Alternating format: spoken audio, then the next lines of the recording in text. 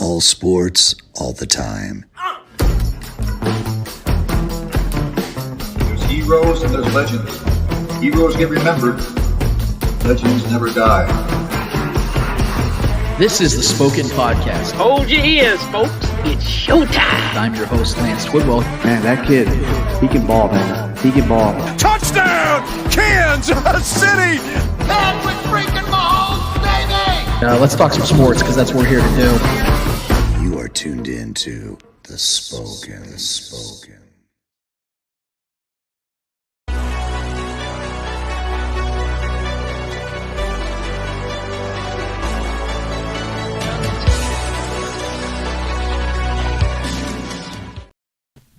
This is the Spoken Podcast. I'm your host, Lance Twidwell, here inside the Starcade Media Studios with my guy, Trevor Twidwell. What's good? Episode 240 is in full swing, full motion. We're so happy to be here with you and for you to be here with us. Whether you are live streaming, podcasting, or YouTubing, we want to thank you so much for taking the time to be with us in this time. Second of all, I want to say happy Halloween to those that celebrate, which hopefully is all of you guys, because me and Trevor very much, as you can tell by our shirts today, we very much love this holiday. It's my favorite holiday. I think it's Trevor's favorite holiday, and the kiddos, my niece and nephew, Trevor's kids, are very much into this season as well. So we hope that you guys are having a great holiday season. This is my favorite time of the year. You have football, you have the MLB playoffs, you have the NBA kicking back up, and you have spooky season. So it's absolutely the best time of the year, in my opinion. And we're really excited to get this thing going off. We're really excited for you guys to be here with us because I know it's a Saturday where everyone's at the pumpkin patches. You got Halloween parties coming up later on tonight, probably, I'd imagine. But you're here with us today, and that is something that I do not take lightly, which is why I want you guys to get involved today with us. Get on YouTube. Go to the Spoken Podcast on YouTube. Hit subscribe. Hit the notification button. And most importantly, get into the comments today, guys, because we have a segment, if you're new here, that we literally dedicate to you every single day, where it is called Speak It, where you guys take over the entire show for a portion of time, and it is an absolute blast every single week. It continues to grow, continues to get better and better every single week, and Trev, I'm ready to kick this thing off today, man. I think we're going to have a great show today. First and foremost, Trevor, how the hell are you doing today, man? Terrific, man. I'm getting ready to go out of town this weekend. I'm off all week next week for my vacation and my job, taking the kids to Branson, Table Rock Lake. We got a nice little Airbnb out there, so cannot wait, man. I'm feeling good right now. Hell yeah, man. This is, like I said, best time of the year. So I hope you guys are ready for a fun-filled show, because that's what we're here to do, is have fun and give you guys some content for you to chew on and talk about for the rest of the week. I know you guys have friends, family that you guys talk football with. Consider us that, and that's what we're here to do today. So let's get right into this, Trevor, because I have some thoughts. Because as great as it is that we have, the holiday season the way it is, the weather is starting to cool down a little bit for some of us that are not the biggest summer fans, where we sweat out there. I look like a stick of butter with the beard on. There's a lot of things to be thankful for right now, guys, when it comes to being a Chiefs fan. Their Chiefs are 6-1 atop of the AFC West. They pretty much locked that up against the Chargers this last week. And if you missed our postgame, chatting up the Chiefs postgame show with Von Booker, go to our YouTube channel. You'll see that right below this video, and you can watch that as well after this video, of course. But things are great, man. 6-1, like I said, undefeated in the AFC West, atop of the AFC West, pretty much locked that up, top of the AFC as a whole. Chiefs are in the driver's seat, and there's a lot to be thankful for, man, and this is a great season. I don't want to be the guy that sits here and always talks about the negative things, but if there are negative things to talk about, we will talk about them. And this might shock you, but there's not a lot of negativity to talk about today. What we're really going to be talking about is just some of the building blocks that I think the Chiefs need to continue to put together in order for this team to solidify a repeat championship season. Because the Chiefs are very much ahead of where a lot of people thought they would be already this portion of the season. Now, Trevor I think you had them at 13-4 to go this season, which is a very realistic record. That's a very honest record. I took it a step further. I said 15-2 because I felt that this was going to be the best roster that Patrick Mahomes has ever had, including the 2020 season, which I will mention again later on in this segment.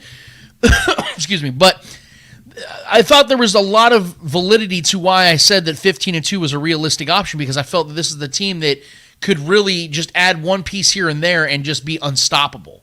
Now, this team, for the most part, is unstoppable in a lot of ways, but I think that there's a couple things they can tinker with here and there to make this team just an unbelievably unbeatable team.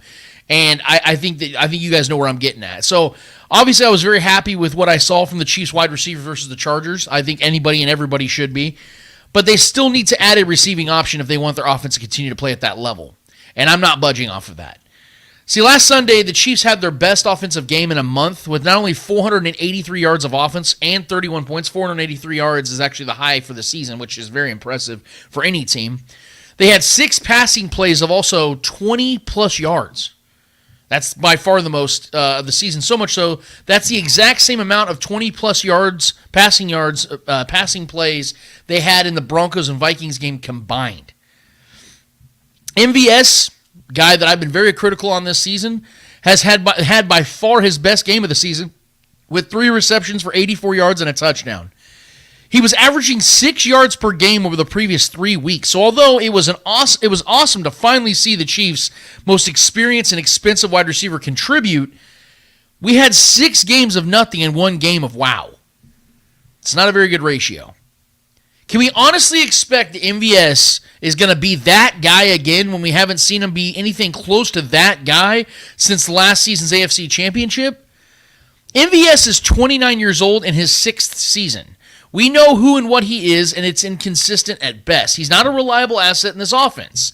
The saving grace, though, for the Chiefs in this particular topic is Travis Kelce seems to be immortal and somehow is getting better statistically than he has ever been in any other season moving up and coming into the 2023 season. And Rashee Rice is getting better every single week. Kelce and Rice have been everything Patrick has needed to fight back the lack of production from the rest of the wide receivers on this roster. The problem is we can't expect the Chiefs to get that game out of 34-year-old Kelce every week, and we can't expect Rice to not have his rookie games or his moments because the Chiefs aren't going to face the worst passing defense in recent history every week like they did in Week 7. We finally got to see this passing offense click on all cylinders against a really bad pass defense, as they should. And if we and the Chiefs want to see that type of performance carry into the postseason, they have to add another receiver to the equation. They have to. The Chiefs will be the favorites in every game they play in from here on out because their quarterback and defense are elite. But we have 6 games of evidence that the Chiefs need more on offense, and we just witnessed the Chiefs' best linebacker suffer an injury that will sideline him for months. It's great being 6-1, but that is not the Chiefs' goal here. Winning the Super Bowl for a second consecutive season is. Their only true weakness has been their wide receiver room because even in Bolton's absence, Veach went and got a veteran in Drew Tranquill to be there if and when he is needed. The Chiefs have to view their wide receiver room in the same light this week before the trade deadline comes and goes. Add a reliable veteran wide receiver and give Patrick Mahomes another weapon that he can go to if and when MVS, Sky Moore, and Kadarius Toney continue to struggle. The only ones that suffer from the Chiefs adding a reliable receiving option is their opposition. So we posted a poll this week, this last Tuesday, asking if Chiefs fans felt that the Chiefs should trade for a receiver before the deadline on Halloween. 69%, nice, of you agreed with me that even though the Chiefs wide receivers had a good game against the Chargers' 32nd ranked pass defense, the Chiefs still need to add another weapon. Who is that veteran difference-making receiver on a bad team that the Chiefs could trade for? I wonder, Trev. And look, this is a team, as is, should justifiably be the favorites to win the Super Bowl. As I stated in a tweet earlier this week, quote, the question, which team is the biggest threat to the Chiefs winning another Super Bowl, is irrelevant because there isn't one. The biggest threat to the Chiefs are key injuries and a lack of execution, end quote. No one is stopping this team if they don't stop themselves first. But see, the Chiefs are now suffering injuries. They have a major injury now to their defense. So now it's coming down to, do you fill it, and how do you execute on both sides of the ball? As I've said in previous shows, this is the best roster that Patrick Mahomes has had in his career. How do I say that so confidently? The Chiefs just lost their best tackler in Nick Bolton to an injury for the second time this season, this time for essentially the rest of the regular season, and no one is panicking or wondering how the Chiefs will overcome his absence because they not only have a stellar defense from top to bottom, but they went and signed Drew Tranquill in the offseason to step in and fill in Bolton's shoes, if need be, and that's exactly what he's done in the 3 games Bolton has already missed. The Chiefs not only went 3-0 in those games that Bolton has missed to this point, they allowed only 50 points in 3 games, which comes out to 17 points per game, which would currently rank 4th in the NFL. And technically, 10 of those 50 points came late in the game versus the Bears when the Chiefs were up 34-0 at half and began benching starting defenders. In other words, Veach placed plenty of contingency plans in place on the defensive side of this roster, and many assumed what he did, and many assume that's what he did with the wide receiver room. But we now know that outside of Rashee Rice, the Chiefs hadn't had any real reliable production out of the 7 wide receivers they came into the season with, which is why they brought back my guy, 𝚂𝙿𝙾𝙺𝙴. But that can't be the final move. As we talked in a previous episode, and as I said just a few minutes ago, the 2020 Chiefs were the previous best team in the Mahomes era, and the reason that team didn't win the Super Bowl was due to something they couldn't avoid or overcome, and that was injuries to the key offensive linemen. Eric Fisher and Mitchell Schwartz went down in the same season. You're not winning a Super Bowl without your best, not only your best left tackle and right tackle, 2 of the best at their position in the NFL. The 2023 Chiefs are the new best team in the Mahomes era, and their one true weakness can be avoided and overcome, and it's by simply adding one more piece. And that piece is still just sitting out there on a bad Titans roster. And with Justin Ross now on the commissioner's exempt list and Bolton on the IR, the Chiefs have 2 more roster spots than they have excuses to not go and make this move. So I sit here now and I look at this team and I see a Super Bowl worthy, Super Bowl caliber, Super Bowl favorite, but they still have a weakness. And we can't sit back and be arrogant and think that this team doesn't need to add something here or there. Because although they are the favorites, so were the 2007 Patriots. So were a lot of teams throughout history that looked like a foregone conclusion we're going to roll and win the Super Bowl. But another team exposed a weakness that they had or outplayed them in a moment. Now, I don't think the second one is more likely. I think the Chiefs go into any game they have to win and will get the job done. Patrick Mahomes has played in 101 games. He's won 81 of them. I'm more confident the Chiefs are going to find ways to win, but my point has always been, Trevor, what consistently? I don't want this team to have to fight and claw for every single victory. And I feel that more times than not this season, that's exactly what they've had to do. They had that battle against the Broncos just 2 weeks ago. We're going to see if that's going to be the same case again this week against a team that they have no business battling against, having shortcomings against in the red zone. Those go away when you add a veteran difference maker like a DeAndre Hopkins who can and will be traded for. It's going to come down to whether the Chiefs want to make it right. It's the same situation that we saw 2 years ago, Trevor, with Melvin Ingram. Chiefs tried to get him in the offseason, met with them at Arrowhead, didn't happen, signs with the Steelers.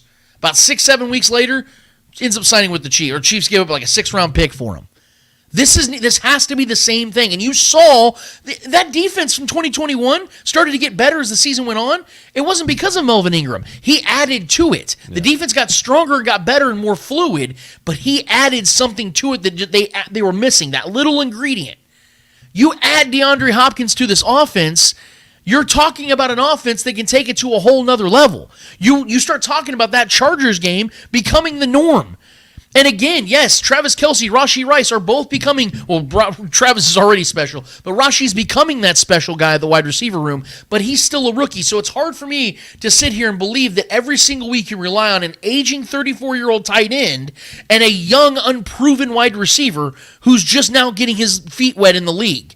You got to have somebody that's in the middle of that to balance out the equation and take some pressure off. Because like I said, when you have a defense that doesn't lose stride losing one of the best tacklers in the freaking game because of the depth they have at all 3 levels of the defense, you have to have that same thing on the offensive side.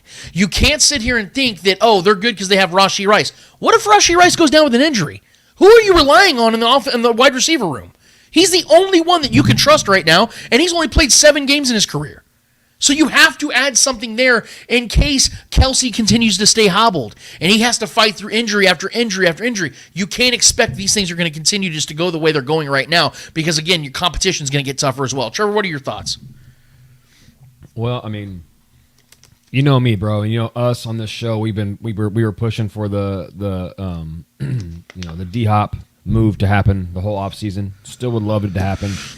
I don't think we're going to make another wide receiver move. But I mean, just because first of all, NFL the trade deadline in the NFL is always a letdown. Honestly, it's always like some random backup quarterbacks being moved, or some special teamers getting moved, or a backup running back somewhere else. You know, it's never as exciting as we want it to be. I mean, that's starting to change, I think, a little bit too. Over the last couple seasons, things start to shuffle around a little bit more, and teams tend to get a little bit more aggressive if they're all in on a season. But I just, man, I don't know. There are a lot of guys out there I would love to see the Chiefs go after. A lot of guys that are getting ready to go under that are due for a new contract or are under a decent contract that is affordable.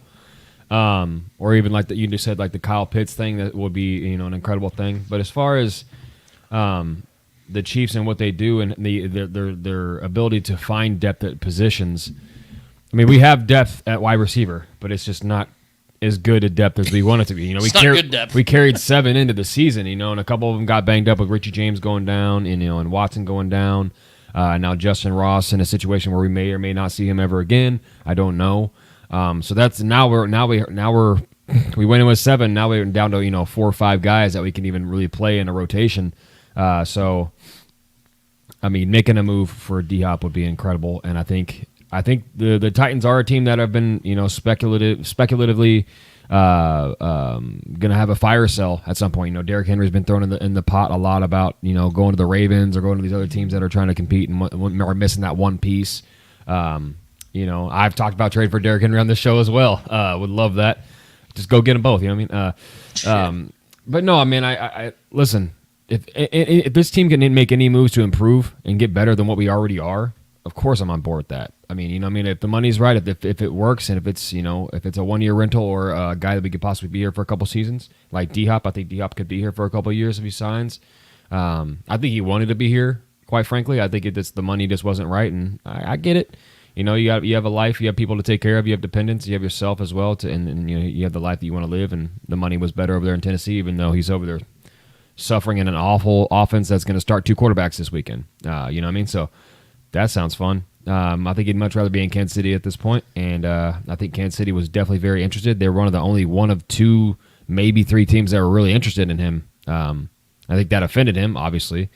So I think he still has a chip on his shoulder this season, a lot that he wants to prove, and he's played well with in consideration of the quarterback play he's had and the offenses he's in. But man, yeah, I'm with you, dude. Like I think D-Hop would be an incredible addition. He would definitely be a needle mover for me. McCole wasn't really a needle mover in the offense for me necessarily to a high degree, but special teams absolutely, and we saw that impact as soon as he came back. But D-Hop would be a guy, man, that immediately you have him and Rashee Rice in the field at the same time. You have him and Kadarius Toney. That opens up a lot of things for Kelsey also. So yeah, man, I think I would love for us to make another move. I really would, but I don't think it's going to happen, unfortunately. Well, and that's the thing is that we don't have the control here, so all we can do is speculate. Yeah. We build scenarios here as to why we make sense of what we make sense of. Like this is what we think is best. It's our opinion, so therefore we're going to put it out there. We'll see if the Chiefs listen or not. I think they have a couple times, but I'll leave that there. When it comes to options, like I'm open-minded to other options than DeAndre Hopkins. Yeah. The biggest reason why I'm sticking with him as my number 1 option, Trevor, and quite frankly, my only real option, is because he checks all the boxes. Of course. Experienced, insanely talented, still got it, and he's not as expensive as people think he is. So, for instance, I know like Mike Evans and Chris Godwin and Marquise Brown and these other guys have become names that people are looking at or circulating out there as far as where they'd like to see the Chiefs go. The problem with like Mike Evans and Chris Godwin is Mike Evans is in his 30s like DeAndre Hopkins is too. So when people talk about an old receiver, that's technically an old receiver. And he's on a team that is competing for that division still. True. Very much so in the race. And you have to look at numbers. See, everybody likes to remind me of the money.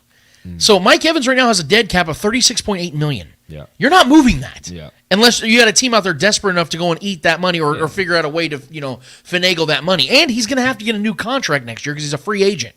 So that's a whole other headache the Chiefs would have to deal with. But Chris Godwin, although he's only 27, has injury concerns with his knees and the fact that he's expensive. He has over 27, 28 million on dead caps as well for the next 2 years. Yeah. When you look at and Marquise Brown, let me just address this because I know that's a popular name that's floating out there. Guys, Marquise Brown is not a difference maker. He would be a guy that would be fun to have in this offense. But Rashee Rice, to me, would be still the better receiver between the two as for what I've seen from Rashee Rice this season. I think Marquise Brown is a good receiver. Don't get me wrong. I don't think he's a guy that takes your offense to the next level. I think he'd be a guy. I think he'd be a good, solid piece. I don't think he's a guy that walks in here and is an absolute difference maker. That's just my opinion. Maybe other people see it differently with Marquise Brown. I just have never seen something special out of him. He's quick. Dude's super quick, got decent hands, can run routes decently, but when I'm looking for a difference maker who's not going to cost the Chiefs a bunch of money in an expensive draft pick, it's still DeAndre Hopkins, guys. That's just the way it is. He's 31, but here's the thing about people say that he's lost a step. Okay, do you guys understand that right now as it stands, DeAndre Hopkins is on pace to have 85 receptions for 1,071 yards, despite playing in the 27th ranked passing offense? And like Trevor just said, is about to have 2 inexperienced receivers throwing him the ball this week. Quarterbacks, yeah.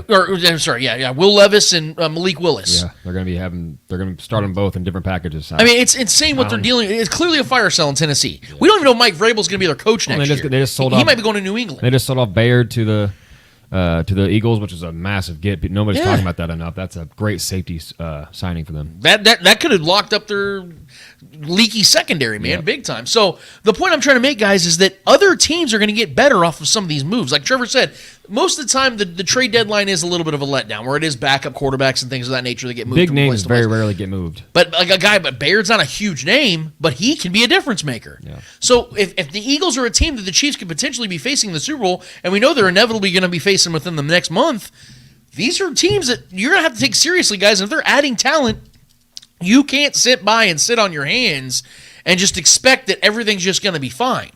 There's a reason why Brett Veach, this is why I go off this stuff, because Brett Veach tells me that I'm right about this. When every single offseason I see this man get aggressive as hell, goes and signs Charles Omenihu, goes and gets Drew Tranquill, goes and gets Mike Edwards. This defense was top 16 last year in overall defense. It was the number 2 sack defense in the league. Still went and gotten Charles Omenihu. He could have sat back and kept Frank Clark. No, he upgraded with a much younger, much more athletically gifted pass rusher.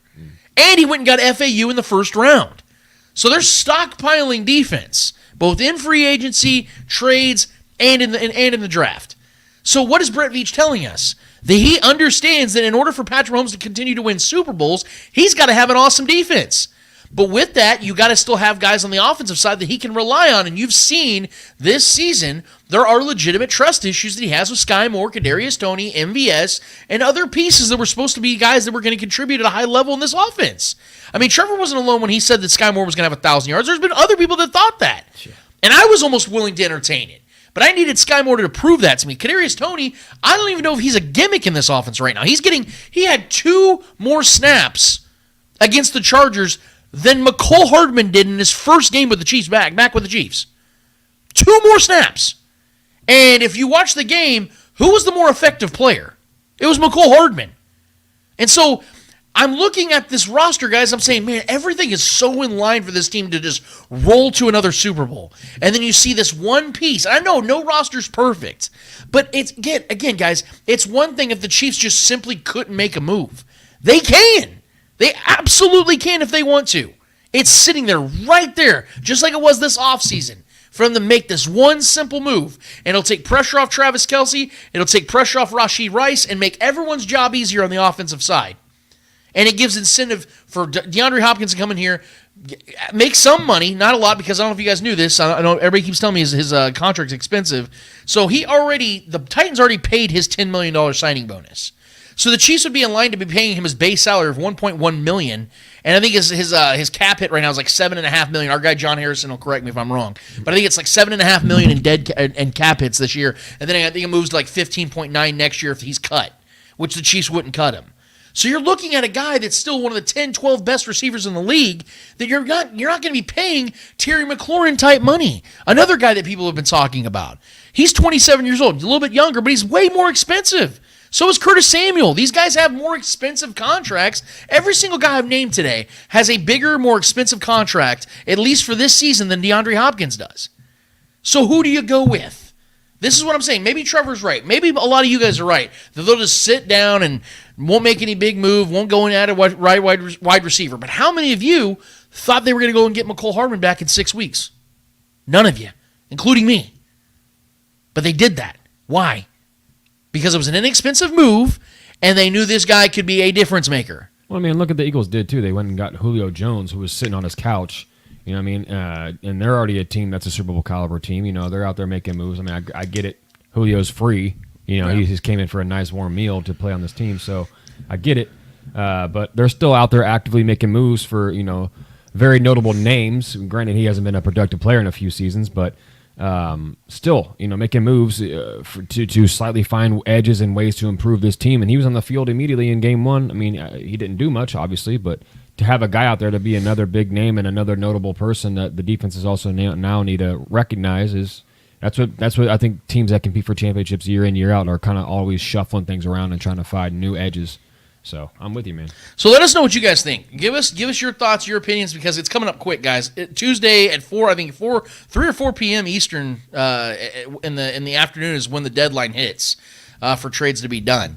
Titans are going to be a team. They're going to be moving pieces, guys. Derrick Henry could legitimately get traded, and that's a legend in Tennessee. So if he's going to get moved, I think it's pretty safe to say that D-Hop could get moved. I want to see the Chiefs be the team that lines up and goes and gets him, or gets a difference maker. Maybe makes some sense of it. Maybe there's a guy out there I'm not even seeing right now that I didn't even think is available, and all of a sudden Brett Veach swoops in and gets him. I don't know. I'm open-minded to a lot of other pieces, guys. I'm not sitting here saying there's only one guy, but I still think when you look at the realistic trade scenarios, when you look at the guys that can come in here and make an impact, it's still DeAndre Hopkins to me, and that's how it's going to be until I see anything different. But let's move to the Chiefs and Broncos, this matchup that's coming. Second time they faced each other in a 3-week period, which is very, very uncommon to see, especially before the bye week hits. You usually don't face divisional foes twice before your bye week, but it's a very weird schedule that the NFL has put together this year.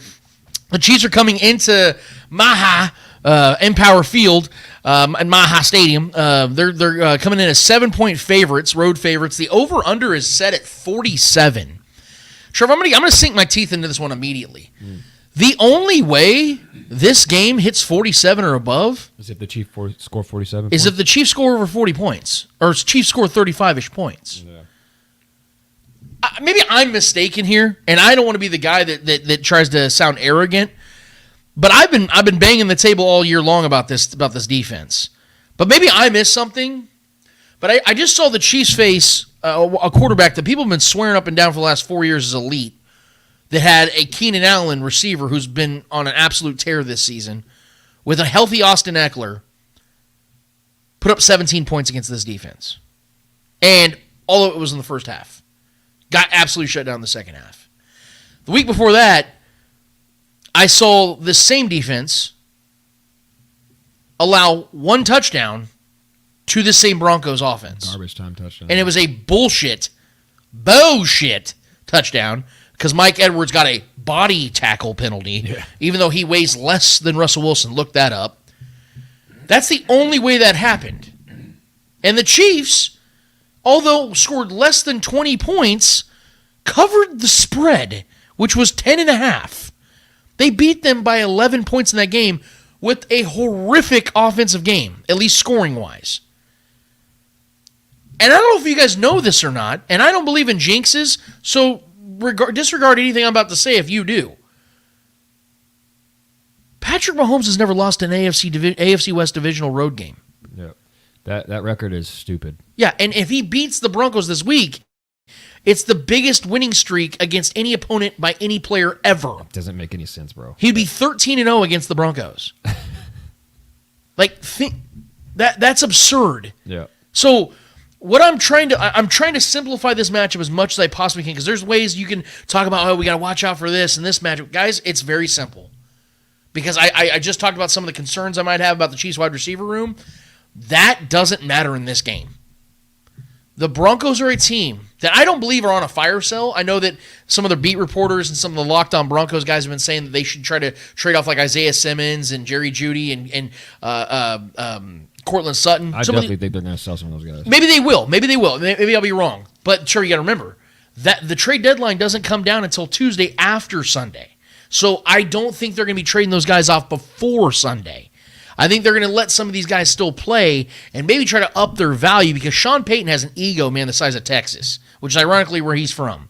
And I think that's what he's going to try to do is implement that we can still hang with the Chiefs or we can try to hang with the Chiefs because in their minds, they had a chance in that game against the Chiefs because the Chiefs, to the Broncos' defense, let the Broncos hang around even though they weren't scoring points for 3.5 quarters. Yeah. The Chiefs, even without Nick Bolton, guys, can and will decimate anything that this Broncos offense can do. Cortland Sutton's having a good season. Jerry Jeudy's not. Javonte Williams, I haven't seen the same guy come out of him yet this year. He looked better last week. He's getting better, but I still haven't seen the dude I saw last season before he tore his knee up. Yeah. Russell Wilson is actually not having a bad season. Do you want to know which game he had his by far worst game of the season? Maybe the worst game of his career. Maybe the worst game of his career. Yeah. Definitely in his Broncos tenure. Was against the Chiefs 2 weeks ago. I don't see how it's any different because this Chiefs defense and Patrick Mahomes travel very, very well.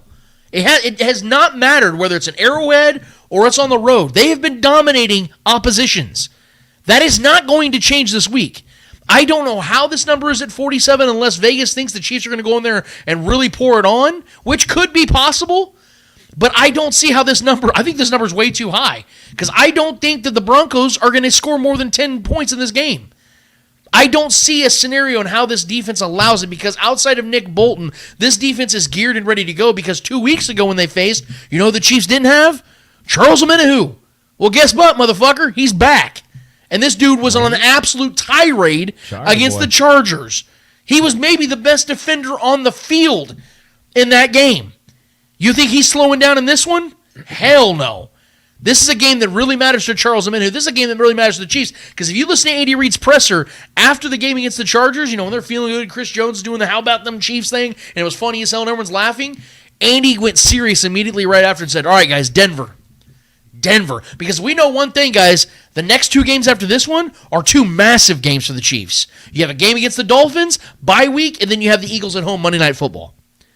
2 massive games coming up. Then they have the Bills later on. We don't know where the Bills will be at that point. They'll be a desperate team trying to make the playoffs. Bengals are coming up at New Year's. There's some big games coming. The Raiders are going to be twice. I know that it's the Raiders, but it's a divisional foe. And if we're going to be real here, the Raiders are the team of the 3 other opponents, the 3 other teams in the division have beaten the Chiefs the most over the last 4 years. So there are games of importance coming up for this Chiefs team. This game has to be important to them. It's important to Andy Reid. It's important to Steve Spagnuolo. You better believe it's important to Patrick Mahomes. He loves playing in Denver. Cool. This man goes out there and balls in Denver. He's had some of his most epic moments of his career in Denver. Shit, his introduction to the league was against his team with Albert Wilson going off. Suffered his only real injury of his career in Denver because of the quarterback sneak situation. They haven't done since.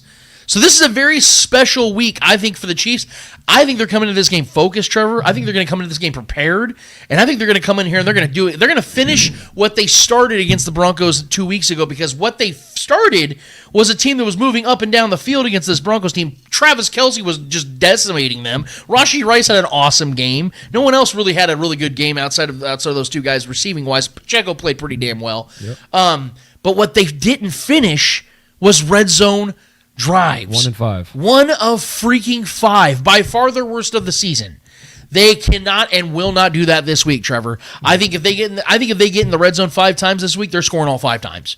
I don't know if they'll get in there 5 times because I think the Broncos will play with some pride at home and things of that nature. Maybe they don't get in there 5 times. And the defense has been playing much better. They've been playing much better since the Dolphins game. They've been playing better. I mean, you can't play much worse. The point though is I really do think the Chiefs are going to come in this game ready. It's a business trip. You see Patrick Mahomes with his nice suit. Everybody's going to come in there ready to go. They're taking this game seriously. They will not take this game lightly. And I think the Chiefs are going to handle business on the road in Denver. Trevor, what do you think? So you don't buy this into being a trap game then, huh? There are no such thing as trap games in the Mahomes era. What was the? No, I agree. Go last year, Trevor. Everybody loves talking about that Colts game. Guys, please go watch that game again. Travis Kelce dropped a touchdown that would have ended the game. Okay? Sky Moore muffs a punt, and before the Chiefs even get the ball in that game, puts the Colts on the 2-yard line. Yep. Okay, Chris Jones has a bullshit penalty that saves the Colts on a 3rd and 17 that extends their drive. They end up scoring a touchdown down. And the Chiefs lost that game by a touchdown. Guys, Or 3 points. I think it was 3 points. It was like 20-17. Yeah. Guys, all of that had to happen for the Colts to win that game by a field goal. Well, and on top of all of that, I mean, you said that you talked about the records. You know, with Patrick Mahomes. Patrick Mahomes is not fucking around on a road playoff or a road divisional game. No. He hasn't lost one yet. His business trips are strictly what that is. Is a business trip. Patrick Mahomes does not lose these games. Could it be close? Possibly. I mean, the last one wasn't close at all. We were up, double digits the entirety of the game. They didn't score until late into the fourth. So I mean, that game was never close to begin with. And that was as big of a blowout as a 19-point or a team that scores 19. That's as big of a blowout as you can get for only scoring 19 Yeah, that's what I'm points. saying. Yeah, and our offense still wasn't clicking at that time, and Pat still threw an ugly pick, in the red zone. I don't expect those things to happen again. And then how could it be a trap game if you've beaten this team 16 straight times? Yep. You know what I mean? So maybe if we're on a 1 or a 2 game or like a 2-3 game winning streak against a team, and then they're coming to our place, maybe that can set up for a trap game. We're expected to win. We're at home. Blah blah blah. But this is Patrick Mahomes on the road in the division. This guy gets up for these every single time. Travis Kelce gets up for these every single time. Coach Reed gets up for these games every single time and always has something kind of up his sleeve. And the offense always tends to start clicking better when we know we have to go out here and beat these guys that are coming for us, coming for our necks in this division. So, granted, these guys aren't much of a challenger, but it is what it is. I'm fully expecting a win in this game. Similar to how I felt, which, man, I damn near called it last game, though, with McKinnon scoring that touchdown. I thought I was going to nail that. But I loved what I saw out of our offense last week and getting some things right. MVS obviously looked really good. I think the difference in MVS last week, I just want to throw this out there. I think he was continuing to move around and find the open spots in the field when his route was done. Yeah. When the plays were breaking down, that's something he hasn't really done much before. And now he's starting to kind of come back to Pat, and Pat finds you if Pat will find you if you get in those open spots in the field and the plays are breaking down. That's what makes Kelce and his connection so incredible. The trust between those two. So I really liked what I saw at MVS. I saw some things I haven't seen out of him really at all.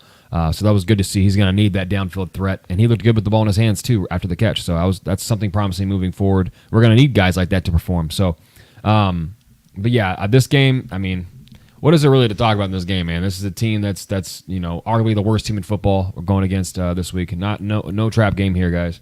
Nothing to worry about. But this spread, I think, is a little, or the over is a little too high in my opinion. I think we can go out there and drop 20-21 and just call it a day. And I do not think this is a situation where the Broncos are going to put up points again either. I do think this could hit the over, and I have a vibe going in this game similar to how I had the vibe of the McKinnon touchdown. Got a vibe. I think there's a defensive touchdown for the Chiefs lingering. I think we haven't had one yet this year.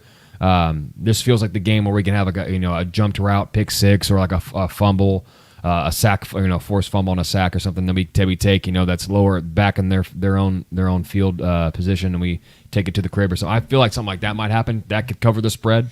Say we get a defensive touchdown and then Pat throws 3. Mm-hmm. You know what I mean? That could damn near cover the spread by itself if they go get one score. So, yeah, man. This is just these games are always exciting regardless of if the other teams, if one team sucks, or if it's Raider Week's always fun for me, even though it hasn't been a rivalry for so long because it hasn't been truly challenging. But if any team has been challenging, it's been the Raiders because Derek Carr actually gave us some good games. I will give him that. But yeah, there's no juice in this game at all for me, man. This just feels like give it to our guy Nick Wright, just the overglorified practice or a scrimmage, and that's just basically another one of those situations. But yeah, man, this division is just. We've been begging people to challenge us, and everyone wants to keep giving these teams these, the preseason qualifiers or the preseason crowns of the team that might dethrone the Chiefs. But it's getting boring at this point, man. Like we need a challenge here. Do you remember 14 months ago? It was just 14 months ago when people were saying that the rest of the AFC West and the AFC had caught up to the Chiefs. Yeah. And now you look at it 14 months later, it's like nothing ever changed. And that's why I don't view what Trevor and I are saying here as arrogance. It's an overwhelming confidence. It's an overwhelming compilation of facts. Yeah, like that's what it is. It's years and years now of just consistent, just trouncing of this division. Like, what do you want us to say? Right. What do you want us to say? Oh yeah, let's respect the Broncos. No, the Broncos fucking suck, guys. They're terrible. They have the head coach is underperforming on a massive scale.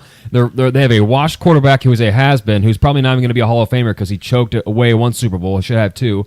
I don't know, man. I don't know what to tell you guys, man. He's been absolutely collapsing. I mean, he's been okay this year statistically, but he's not a leader of men. He's a guy that doesn't even go into the locker room with his own team. I mean, I feel bad for Broncos fans if I'm being honest. Like, it's gotten to the point where I usually not stand them. I can't stand them because the arrogance that they have for some reason, coming off of retread, and luckily they lucked into getting Peyton Manning for a few years. Cool. But it's been a long time since they've had anything to brag about, man, and I'm starting to really, honestly, feel bad for them, man. Yeah, absolutely. And again, this isn't arrogance. This is confidence of what we know. Again, Patrick Mahomes is nearing 90 career regular season starts. The Chiefs have lost 17 of those games. Right. The Chiefs, I love this stat. I always post about it. I talk about it, update it every single week when it happens. The Chiefs, with Patrick Mahomes as their quarterback, have had 65 games where they've allowed 27 or fewer than 27 points to their opposition. They've won 61 of them. This is now, like Trevor said, a compilation of information where it's, okay, guys, we know how these kind of games go. Trevor and I grew up watching the Tom Brady-led Patriots. Yeah. We knew how the fucking movie was going to end every time. Where, okay, yeah, you might upset them in a game here and there where everything goes wrong for them and everything goes right for them, right for you, but we know that team's going to be in the fucking Super Bowl. We saw in 2017, to start the season off, the Chiefs kicked the Patriots' teeth in. Or was it 2014? It was 2017. I want to say it was 2017. Yeah, because they had the ring ceremony. Yeah. Was it 2015? Oh, yeah. No, it was Kareem Hunt was playing. Yeah. Yeah, it was Alex Smith's final season. Yeah. 2017. They kicked the Patriots' teeth in. Yeah, Kareem Hunt had like 150 yards from scrimmage. Yeah, Trent Dover was saying, like, Tom Brady's just not good anymore. Yeah. They're not good anymore. It's a overreaction league. And they win the Super Bowl. Yeah. Like, this is what I'm talking about, guys. Like, shit like this is what I have to bring to the attention of everybody, is that we're not here to jinx the team. Oh, great, you guys gave them bulletin board material. Guys, it doesn't matter if the other team has bulletin board material. The Broncos can watch this very video right now, and I can sit here and talk about how there's zero chance the Chiefs lose this game. That doesn't change anything, because we have 16 games of evidence that predates even Patrick Mahomes that tells us why this game is going to go the way Trevor and I are predicting it to. And the funny part about it is, too, the whole trap game narrative comes from Chiefs fans. Exactly. This is a mental block that we have in our brains still as the trauma that we've grown up in. Right. You know what I mean? Just waiting agree. for a bad situation to happen, and like this is just the other shoe to drop. The new reality. You have to accept the new reality.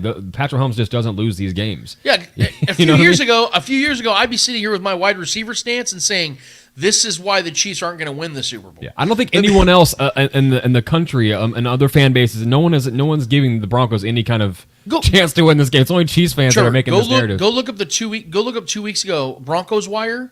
Yeah. And go look at their predictions. Oh, dude, it's horrible. They had the Chiefs. A couple of their guys had the Chiefs winning by like 40 points. Yeah, all the beat writers there's no faith in at all. So how do you think it's any different now? Their own people squeaked out a home victory against the Packers. Their own beat writers and stuff. They all want them. They want them to sell everybody off. They do. Yeah, they absolutely do, because they got to start. They have no picks. Yeah, they have to get picks, which is why they're probably going to tank. That's probably Sean Payton may not have a choice. Yeah. He's safe as can be because the dude's making 16 to 20 he's still a great year. coach. I think if he gets the right quarterback and he gets his guys, that guy knows how to find talent. I will give him that. I don't know, man. I think we can have a discussion about that. I think that Sean Payton maybe it's past him. I'm not going to judge him on one season with a fossil of a quarterback. But again, we've only seen him with one great quarterback, and he's still underachieved even at times with him. I just will give him his credit. Like, he knows how to find talent and build talented rosters. He's always had talented rosters in New Orleans when he was over there. He always knew how to find wide receivers and guys like that. So I think Marvin Mims is the guy too. I think his first pick of the season, of his first season with the Broncos, Marvin Mims, I think has a lot of talent. He's got an eye for talent, but give him some time. But Russ is the problem, in my personal opinion. Man, he's just not a leader in that locker room. Those guys, his own guys, and his own old teammates, and everybody that's played with him, nobody comes to his defense. You know what I mean? So that's telling for sure. The good thing is he bought out Waffle House for Ciara. So. Are you seeing that? Yeah. That was hilarious. It's adorable. Man. That was kind of honestly. I kind of liked that though. It was kind of funny. I think low key. I think he's a decent human being. I just think that he doesn't know how to. He's just corny. He doesn't know how to interact with the media and like how to. And his teammates. How to compartmentalize. I think as a human, the dude seems like a really good dude. As a husband, possibly. I don't know. I'm not getting into this dude's personal life, but I think the lack of defense and the lack of relationship he has with like former teammates and current teammates. That's the telling part. It's an odd vibe. It's like he puts on a different persona when you don't he's see his in teammates the stadium, rally around him. Yeah, you don't even see it. It's like he becomes a brand. You know what I mean? Like he just becomes a brand. Well, and the whole like him having his own office and like a separate locker area. Well, he's not even with the team in the locker room. So that's just a whole very cringe. I can't relate. Don't know what that's like. Exactly. Our quarterback, hangs out with the dudes after games and chops it up because he gets it. He grew up in the locker room. He understood his dad, Pat Senior, our guy. Showed him the way. And you hanging out with Derek Jeter and A-Rod and guys like that, building that camaraderie before you ever became a professional athlete. Right, 20 years before you became a professional athlete. That's such an advantage for him. So. Look, guys, I feel like I said, I'm going to keep this as simple as I possibly can. I don't think this is going to hit the over. I don't think this game's going to reach 47. It could get into the 40s, but that's only if the Chiefs get in the 30s because the Chiefs defense is not going to slip up in this game. I do think it'll get there if we score a defensive touchdown. That's how over is like when on games like that might be more defensive. Yeah. That's that's why like Vegas is sharp, man. Like if they think the game's going to be on the more defensive side. But one team is going to try to be chasing points because one team is going to score some offensive points. Sure. That can lead to mistakes. That can lead to the good offensive team getting defensive scores as well. So they can run the score up just by that one side. And if the Broncos go score once, you can hit the over pretty easily. Then let's get into our key players. Let's get in, even if you have a prediction for this game. Trevor, who are your 2 key players for this game? I think I'm going to go Drew Tranquill here because I think I know that's the low-hanging fruit because of the absence of Nick Bolton. But I want to see where now that he's the guy. I know Nick Bolton's been out before already this season with some injuries. Is now out, damn near probably till playoff time, most likely. I want to see his leadership. Now that he knows moving forward, it's kind of on him to be that guy, that leader. Obviously, Willie Gay has been playing on another level this season. He's been incredible, maybe having his best year, low key. But I'm really excited to see what Drew Tranquill can do. Getting damn near whole game snaps moving forward. Being out there a lot, alongside guys like Chanel getting out there too.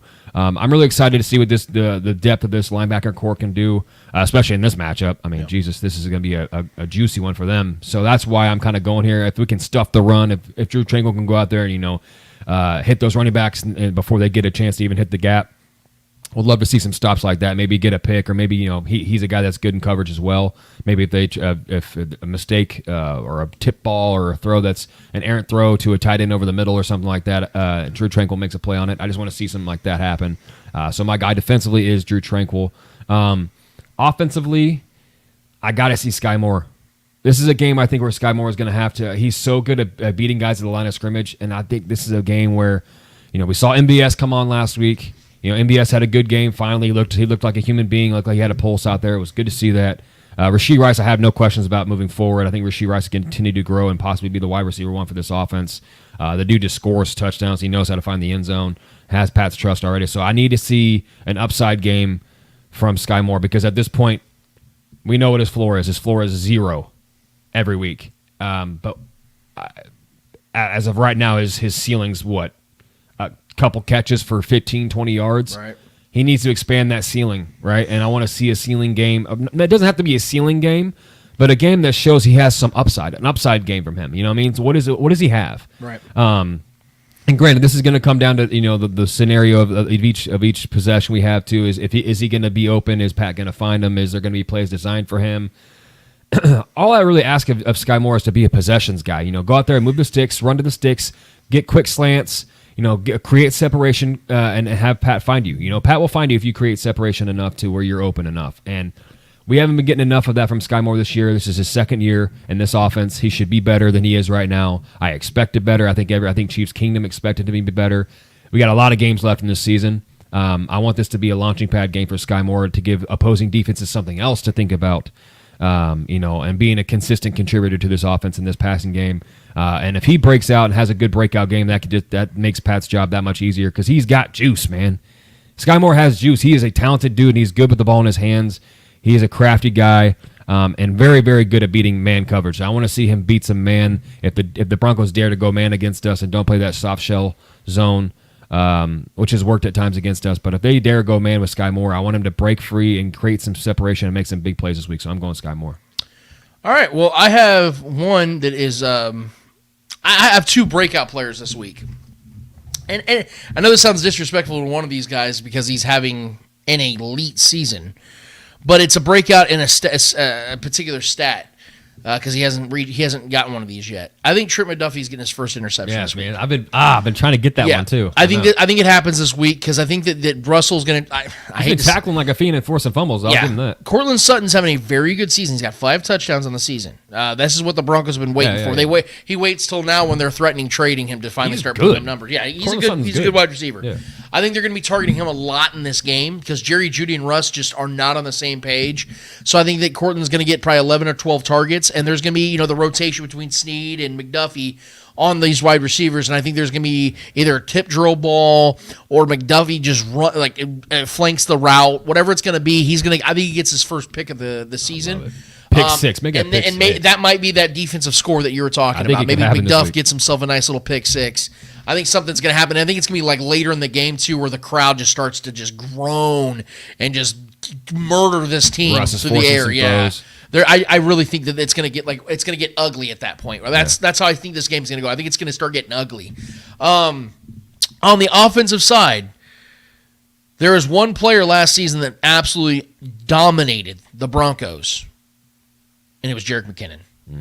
And Jerick McKinnon is going to have that play that you try to get so badly. He had it last week. They called it back, man. He will have a touchdown in this game. I think it's going to be a 30-yarder, something like that, a little dump-off screen. Patrick's going to try to get his guy going because now this is the time of the year. Reserve Pacheco a little bit. We don't need to grind him out. Yes. Yeah. I think this is now they're going into their 8th week. This is 2 months into the season. I think Jerick McKinnon's going to start getting a little bit more involved. And I think you saw it last week. He's where a spark plug, man. I think they're going to, because I've always said it, this offense is at its best when Jerick McKinnon is involved. You see just how open people start to get when the defense has to respect the dump-off screens because he is deadly in that area. I think Jerick's getting that touchdown this week. I think you're going to start seeing the ball start to go his way a little bit more after this week because that's what happened last season when the Chiefs started to play the Broncos. You saw Jerick McKinnon become more of a integrated part of the offense. I think that's where that starts to happen this week. So my two guys are McDuffie and Jerick McKinnon making impact plays, potentially both of them getting fucking touchdowns. We'll see how that goes. But those are our players. We need you guys to let us know what your predictions are, who you think is going to be breakout players in this game, who do you think is going to make the difference in this game, how do you see this game going, all of that. That is Trevor and I. We will give you guys our predictions score-wise tomorrow before the game, as we do every single week. We'll give you our full slate of picks as to who we see winning between all the matchups that are going on this week, and we'll give you that on Facebook, Twitter, everywhere else you'll find us on the platforms, the social media platforms. And by the way, it is nice to have a full slate of games this Sunday. Man, 13 I've missed full it. games. There's no bye weeks. Everyone's on the slate. I love it, man. I missed that. I felt like it's been like 3 weeks since that's been the case. But that's where we're at right now on this game, guys. We feel very confident about it. Let us know what you guys think because we got to get to you now. It is time for Speak It. Trevor, what are the people saying in the chat? Well, let me scroll back up to the top here. We got a whole lot of questions from our guy Brian Parrott. He's in the chat. Guy's active. Let's see. Let's just start from the top. Brian Parrott, will Chucky be enough of an equalizer against the Eagles? I'm assuming he's talking about Charles Omenihu. Yeah. Charlie Sachs, as I like to call him. I like the Chucky for the Halloween time. Yeah, that's pretty cool. I like that. Well done, Brian. I will say this: will he be enough for the Eagles? No, I don't think by himself. No, but that's the beautiful thing about this defense is that you have Charles Omenihu and Chris Jones lined up next to each other. That is brothers of destruction shit right there, man. That's like Kane and Undertaker. And it's only been one game so far. And it's only been one game. And you saw how the Chargers' offensive line was just like, okay, we're not letting Chris Jones beat us. We're doubling him up. Like Corey Linsley and the guard would be right there on Chris Jones, and Charles Omenihu would do that little backup stunt thing. He'd go roll around Chris Jones' back, and he'd be right there in Justin Herbert's face. Mike Dana was in the backfield. George Karlaftis is somehow getting faster, which is terrifying because that man's an absolute bull. And I know our guy Brian loves hearing that because that's his guy, GK, as he likes to call him. Yep. Sexy beast. I don't think Omenihu by himself is enough because that Eagles offensive line is elite. And you're going to see that on full display in every single game they play as a healthy unit. So, no, he's not enough. But that's not all that the Chiefs are going to be relying on. They have the best interior defensive lineman in the league in Chris Jones. They have Mike Dana, who's on a contract here, who's absolutely balling out. Yep. You have FAU, who's slowly starting to come about. You're seeing the speed come about. And you see George Karlaftis leading the team in pressures. And I think he's third in the team in sacks. He looks so good He's killing it. So, no, it's not enough. But that's not going to be the case anyway, so it doesn't matter. This defensive line is going to bring it. Brian Parrott, When are we getting Richie James back? I hear he's close. Bro, he might be a healthy scratch moving forward, I'm being honest with you. I'm going to be real with you guys. I know that folks were kind of excited about that Richie James, Kadarius Toney connection because they're both from the Giants. Kadarius Toney had a good season last year. I think he had like 500-some receiving yards, like 4 touchdowns. Looked like a promising player. He's 27 years old. Is the prime of his career. Chiefs got him on a low-end deal. I think it was like for $1 million. Guys, I didn't like what I saw from Richie James. I know he was new to the team and all this stuff. Guys, he didn't look good. And even when he was playing offensive snaps, he wasn't getting open. I don't know. I think I'm going to be on Trevor's side on this. I think he's going to be a healthy scratch. I think that he's coming off the IR this following week, if I'm not mistaken, or if he's not already off of it.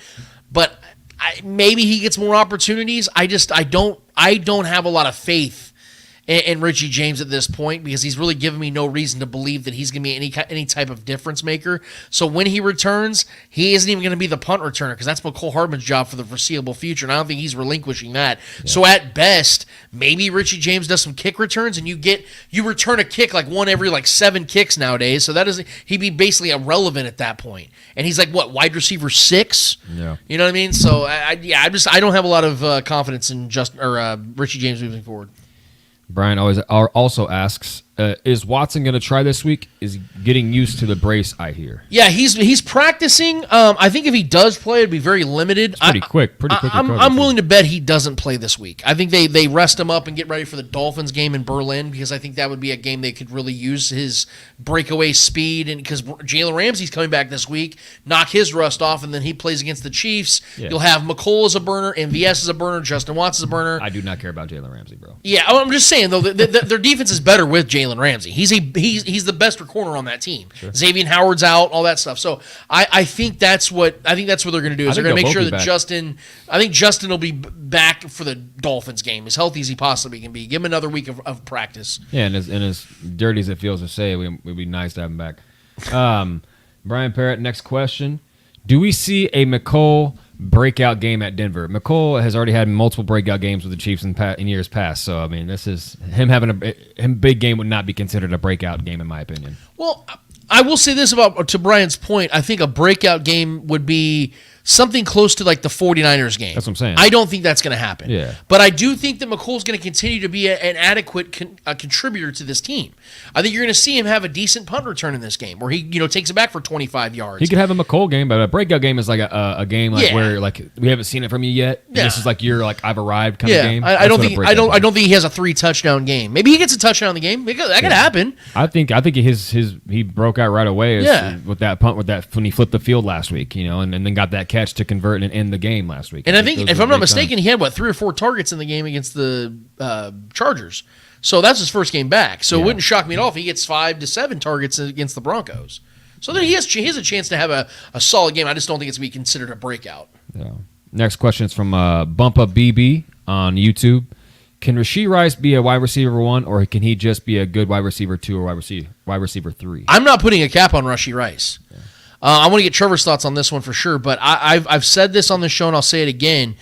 My personal opinion, like what I see trajectory-wise for Rashee, very high-end wide receiver 2. I think that's what he's going to be, and there is nothing wrong with that. Guys make a lot of money in this league and are very successful, and even make the Hall of Fame sometimes as high-end wide receiver 2s. I think on this team right now, he is wide receiver 1, but that's by default because there's just nobody else that even comes close to his production and confidence from Patrick Mahomes. Patrick Mahomes clearly trusts this kid, and the production is the absolute result of that because he keeps getting targets every single week, and his yak yards are stupid great. So I really like what I'm seeing from the kid. I just think that his talent, his abilities, I think he's more going to be of that high-end wide receiver 2, but I will not be the dude that sits here and says he won't be a wide receiver 1. Because he very well could be. He's extremely talented. SMU, he was an absolute horse. I think he was the best receiver in the nation production wise in his final season. So that's where I think he's going to be. Definitely not a wide receiver 3 though. I think at worst he's a very solid wide receiver 2. Well, I mean, yeah, like you said, he's the wide receiver 1 right now by default. But by the same time, he's taking that position and he's running with it, literally and figuratively. Yeah. I mean.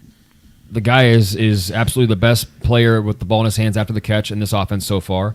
I think the 2 deadliest guys with the ball in their hands after the catch is maybe him, Pacheco, and well, Travis Kelce, but Travis Kelce doesn't have as much burstability as he used to be anymore. He's not that deadly with the ball in his hands after the catch that much anymore. He still is, but as far as like the burstability, I think guys like McKinnon, I think guys like Pacheco, and now that he's catching balls, looks incredible after the catch. Guys that have that downfield speed. McCole-Hardman for sure. Yeah, obviously. The guys like that had that top notch speed. So Rasheed is 100%. If this role continues to grow every single week too. And obviously Watson has been gone, so that has opened up more opportunities for him to be on the field, which is why his snaps and his production has been up. I don't think that changes even when Watson returns, though. I think he's earned this. I think he's earned this role. He's been incredible in the red zone as well. He should have like 4 or 5 touchdowns on the year already. He's only got a couple at this moment. He's got 3 on the year. Yeah. But he's damn near scored every single week, or has threatened to score a touchdown every single week. That's something. That tells you they're looking for him. And he's a guy that you can move all over the field too. He's been out wide. He's played in the slot. That's impressive for a rookie. Yeah. If you're comfortable enough to move him all over the field, that becomes a chess play guy that Andy Reid loves, those kind of guys. So if he's that versatile, I think he 100%. As the season goes on, we can look at the end of the year and look at the numbers and the production from him and be like, damn, this guy ended up with 1,000 yards and 10 touchdowns. That could definitely happen this year for him if he continues to grow and gets more snaps, because when he's on the field, he's being targeted. Yep. His target percentage is super. I think second on the team. So. Yeah, man, I love what I'm seeing out of Rasheed Rice, and there's no way he can go revert to a wide receiver 3 at this point. It's wide receiver 1 or 2 moving forward the rest of the year, unless we make a move. So, I love what I'm seeing out of him. Let's see. So our guy Omar on YouTube says, I'm all with bringing in veteran depth at wide receiver. I don't trust what we currently have on the roster. I think he speaks for a lot of people. I mean, maybe for half. It's about split between the Chiefs Kingdom, what we want to do at wide receiver. Well, I love the optimism that some people have. When coming into the season, I was not opposed to the optimism. I was just somebody that wanted to keep things within the realms of reality, where we're just assuming that these guys are all, like when people were saying, we're loaded at wide receiver. No. Even if these guys had potential, which most of them do, that doesn't make you loaded at wide receiver. You got to have some proven commodities, and so that's why I'm with Omar. Is that you've had 7 weeks of a sample size, almost half the season now, of knowing what you have, and it's not enough. Even the biggest homers in this fan base have to admit that, because Brett Veach is admitting that. If this wide receiver room, Trevor, was killing it, like everyone was anticipating, do you think that McCole-Hardman's back on this roster? No. There's not a chance. Yeah. He doesn't, because Kadarius Toney would fill that role. Sky Moore would be filling the Juju role. Rasheed Rice would be wide receiver 1. All these things would be falling in line. Those aren't falling in line. So you have to make adjustments. And so I'm with Omar on this one. Our guy Brian Parrott. When do we start contemplating or complimenting what Mahomes has instead of shortchanging him and expecting him to make up the difference? It's getting as old as Kelce. I agree, man. I mean, expecting Pat to kind of make up, with the lack of talent at wide receiver, and granted, he did it. Granted, we were more experienced and talented last year at receiver, as far as we know right now to this point with Juju and McCole and all those guys. We got McCole back. Hopefully, Rasheed Rice can become similar production wise to what Juju was last year. I think Rasheed has more upside because I think he's better with the ball in his hands. But Juju was such a crisp route runner and a true vet in this league. We don't have that right now. I mean, that's what MBS is kind of supposed to be, and he kind of came on last week. So hopefully that's something we can grow on and move forward. MBS can maybe get rolling. Because MBS, people forget how fast MBS is too. The dude's got top-notch speed as well. So if Pat can start finding him, we can start get things going. And I really want to see more quick strikes out of the offense too. We do it sometimes, and then we kind of get away from it. But that's why I like your call for McKinnon this week. I think some quick bubble screens or something like that to him. He's so deadly. We have a lot of talent on this offense. Granted, we still need some more talent and maybe some guys to blossom in the wide receiver room via move or via this locker room. Somebody taking control and taking the reins. But yeah, expecting Pat to kind of just polish it, not calling them a turd, but polish a turd sometimes is it's not always fair to him. But with the way this defense is playing, I don't think Pat needs to do too much of that, though. I don't know if you remember the post I made, Trevor, when I broke down every single receiver's career numbers that the Chiefs have and how all the zeros that were in there, and especially in the touchdown column, and how MVS had the best numbers and they were very pedestrian. Yeah. I said, this is the wide receiver room that Patrick Mahomes is taking on, if this man ends up winning the MVP or if ends up leading the team to the Super Bowl, he better be unanimous MVP. Because maybe I saw it differently than other people did, but I didn't see a lot of promise out of that room. And so, yes, I'm with Brian on that one. We need to start giving Patrick some praise because even last season, with Juju in place, what he was able to do statistically and lead that team to the Super Bowl with an average defense, like that Chiefs defense last season wasn't a great defense. It was an average defense, literally 16th ranked. Okay, got to the quarterback, but they were very average. One of the thinnest wide receiver rooms in the league last season. Mm-hmm. Didn't matter. Patrick threw for 5,000 yards and 41 touchdowns. Spread that ball around. Yes. So what Patrick's doing this season is even more impressive than what he did last season. The man is completing 70% of his passes. Yeah, and he's already the favorite to win MVP again at this point. As he should. Honestly, bro, outside of like Christian McCaffrey, yeah. I think this is that one season that actually could happen where a non-quarterback could win it. Because I'm seeing Tua. No offense to Tua, but Tyreek's their most valuable player. I can't get on board with that Christian McCaffrey thing.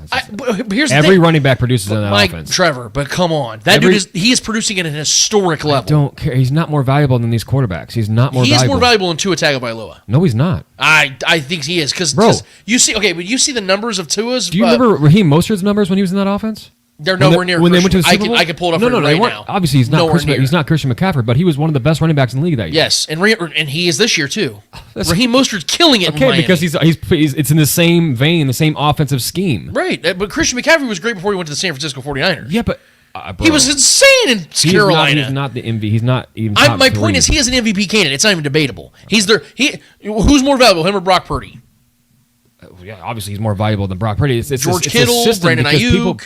Garoppolo was producing that system. It's a systematic thing, dude. It goes back to the early Shanahan days in Denver. He was taking fullbacks and giving them 1,000-yard years. Like that's a system that produces running back numbers. Yeah, but you could say that about quarterbacks too. Quarterbacks flourish in systems, and then others they don't. I just don't understand why we're making this Christian McCaffrey an MVP thing when he's been putting up numbers similar to this his whole career. Whenever he's healthy, he's putting up incredible numbers. He's a 1,000 guy threat every single season. Why are we doing this now? What's the criteria? You got to be on a great team. Like MVPs are on teams that go to the playoffs. Yeah, he happens to be on a team that's in the playoffs every year. Okay, sure. And it's been to 2 Super Bowl. Why? Okay, if the Chiefs won 5 games last year, does Patrick Mahomes win the MVP? No, but I'm just saying as far as like value, he's not more valuable than the top quarterbacks in this league right now. I would agree that Patrick's more valuable than Christian McCaffrey. I would agree that Jalen Hurts. Yeah, Jalen Hurts is more valuable to his team. I'm not arguing that. What I'm saying though, Trevor, is that Christian McCaffrey is performing at such a high level on a great team that you have to put him in the conversation. Yeah, you can have him as a centerpiece and a talking point of a conversation. Okay, but Trevor, you would agree though. At the end of the day, we know. Okay, but you would agree that outside of quarterbacks, he has been the most valuable player in the NFL. Him and Tyreek Hill for sure. Yeah, exactly.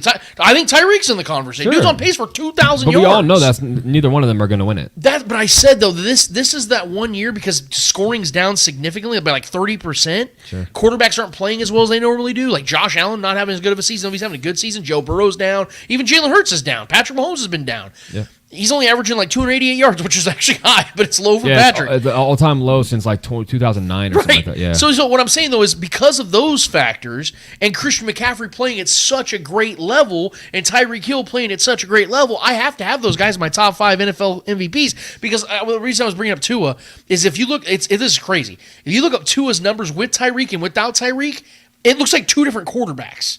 Like, Tua looks like one of the 5 best quarterbacks in the league with Tyreek, and he was like one of the 5 worst without him. It's wild, dude. Yeah. So I would say Christian McCaffrey is probably more valuable than Tua. I would definitely think that. Yes. But because I think Tua as a system guy too, he's thriving in that system. And I like Tua. He's good. It's from the Shanahan tree. You know, McDaniels is a Shanahan guy, and he has a very similar scheme. So I don't want to go off track too much on that, but. Yeah, man, that's a fun thing. And a shout out to my guy CMC. I mean, he's having a fucking unreal. He's probably gonna go 1,000, and it's just again. And he's gonna have like 20-something touchdowns. I can't believe that the dude did that in Carolina. First of all, the dude was 1,000. Think about that for a little bit. Sure, I think he has 25 touchdowns in 21 games of the Niners. That is stupid. And great. He's white. You know what I mean? Like, I mean. Let's be real right now. The best running back in the league is white. Right now, like, let's come on, man. He's giving us hope. What the hell is happening? He's giving us hope. What is going on, man? Oh my God! Our guy John Harrison is giving us an update on the KU game. He says 14 minutes left in the second quarter. KU is up 14-0 on Oklahoma right now. Nice. Appreciate the update. I don't know if it's changed since then. That was a few minutes ago, but and Jalen Daniels is not playing today. yeah, Bean's playing, I believe so. It's nice when you have two quarterbacks that can go out there and ball. Damn. But if they beat Oklahoma, man, OU, that's a big win. It's a massive win because Oklahoma's the only team to beat Texas. Our guy John Harrison again, always bringing the statistics. Denver is 32nd in D, 32nd against the run, and is tied for 32nd in points allowed. Don't turn it over, run the ball, control the clock, come back with a comfortable win, and I'll add, stay healthy. He says 27-10 is his. It's a good number. So I'll take that. And I'll take that all day. Covers this, or that doesn't cover the spread, but it damn near does. If you throw in that defensive touchdown, we'll get there. I like that. I like 27-10. Yeah, I like that as well. Let me see what we got another question-wise here. Let's see. Starcade Media here. Here we go. One thing to watch is our run defense. Naughty gets eaten up a lot, and now we are without Bolton, and Tranquil isn't a run stuffer. I beg to differ a little bit. Hopefully, Mike Pennell can be that run stuffing plug in the middle. Is Mike Pennell brought up from the practice squad? I don't know. I haven't heard. I know he was signed by the practice squad. Yeah. Maybe he did get brought up. I don't know yet. We can get an update maybe from Starcade or somebody else. But I do agree with that though, because of the fact, and I like what you're saying about Tranquil. I think he's better at run You go defense watch his than film when he was in L.A. He's better than what he gets credit for because he's so good at pass defense that Yeah. I think that people overlook sometimes his That dude run cracks, defense. man. He cracks. He does crack. Because we saw when Nick Bolton went out against the Chargers, he was in there cracking in the middle of the field. I do agree, though, that if this defense did have one shortcoming at this time, it is they give up a lot of yards per rush. And I think we know that. I think that we know that the Denver Broncos are not going to want to go out there and sling it. I think we know they're going to want to try to keep Pat on the sidelines and run the ball, make this game boring, slow it down, similar to how Tennessee does their, every week they try to do with Derrick Henry. And Javonte Williams has been coming on. He looks pretty good. And they have that McLaughlin kid who I like a lot, who's a big play waiting to happen. And also, we got to keep an eye on him. That kid has massive burst ability. So we watch the dump offs. We tend to struggle against like the RB2s. We just saw Joshua Kelly have a massive bursting touchdown against us last week, which was unacceptable. So I do agree. If we have a weakness, it is big plays to running backs every once in a while. We'll just allow them just to have a big chunk play or a big touchdown out of nowhere. So that can definitely happen. But I think Tranquil and the boys are gonna rally the troops and be ready for that running game. And the Broncos. Well, and to the point, you're looking at a Broncos team just 2 weeks ago that had 115 rushing yards against the Chiefs. So they ran the ball 4.3 yards per carry against the Chiefs on 27 rush attempts. So they definitely ran the ball plenty in that game, and they gave the Chiefs some fits on and then we saw the Chargers last week. Freaking Kelly, like you said, Trevor, run that 65-yard touchdown. Eckler didn't really get involved in the run game. I think the high ankle is still bothering him. He tweaked his other ankle. It was his other ankle. I thought it was the same. Now ankle both his ankles are gimpy. The point is, man, I think this defense does need to focus a little bit in on that. That could be where they miss Bolton because Bolton, to his credit, is insanely good at stopping the run. He's able to read the quarterback on the RPOs, where the running backs, coming through, which A gap, B gap, whatever it's at. I'd say Tranquil's a better coverage guy than Bolton, without question. But Bolton just has a nose for the ball, nose for where we're being in the right place at the right time. So if I'm Spags, and I'm not telling Mr. Bagnolo what to do here. Yeah, if I'm Bags, okay, I'm like, look, I'm stacking 7-8 guys in the box, and I'm forcing Russell Wilson to throw the ball over the top and beat us in this game. I know that Spags likes to play a little bit more on the back end and then do those stunt blitzes and creative little blitzes here and there. There's some corner and safety blitzes in there. And he'll probably still do that. He'll probably still play that underneath, the underneath coverage and stuff like that. I get it. But I think that this would be a good game to kind of practice without Bolton to see what you got. Yeah. Where, hey, let's stack the box and let's see if we can stop the run and make Russell Wilson throw the ball 40 times in this game. Because if he throws the ball 40 times, he's turning the ball over 2 or 3 times in this game. But, as Brian Parrott alluded to earlier, we didn't have Chucky in this game last time we met them. Exactly. Now that extra factor, bro, I know we don't have Bolton. We love our guy, but, dude, Amenahu brings a whole other element and a new his speed, his length, his strength is just. But to that point, Amenahu's coming from the outside, whereas Bolton is obviously in the back end, in the middle. Sure. So you want to make sure that you're going to still facilitate the middle of that. I just think the pressure on Russ is going to be even more immense now, man. I think we're going to get after him so much. Yeah, it's going to be a long day for Russ. I truly feel that, man, and I do I agree with you. I do expect the booze to start channeling in pretty quickly in that game. Our guy Bumpa BB on YouTube says Rasheed is going for 100 and a touchdown. Bring it. Put some money on that. Bring it, dude. That odds have got to be pretty nice. He's been flirting with 100 here and there. He had 72 last week. Yeah. So he flirts with it. I think he's a good bang for a touchdown every week. Yeah. I mean, Pats just seems to find he him. scored a touchdown almost 50% of the games. Yeah. So yeah. Let's see what we got here. Starcade again. Let's see.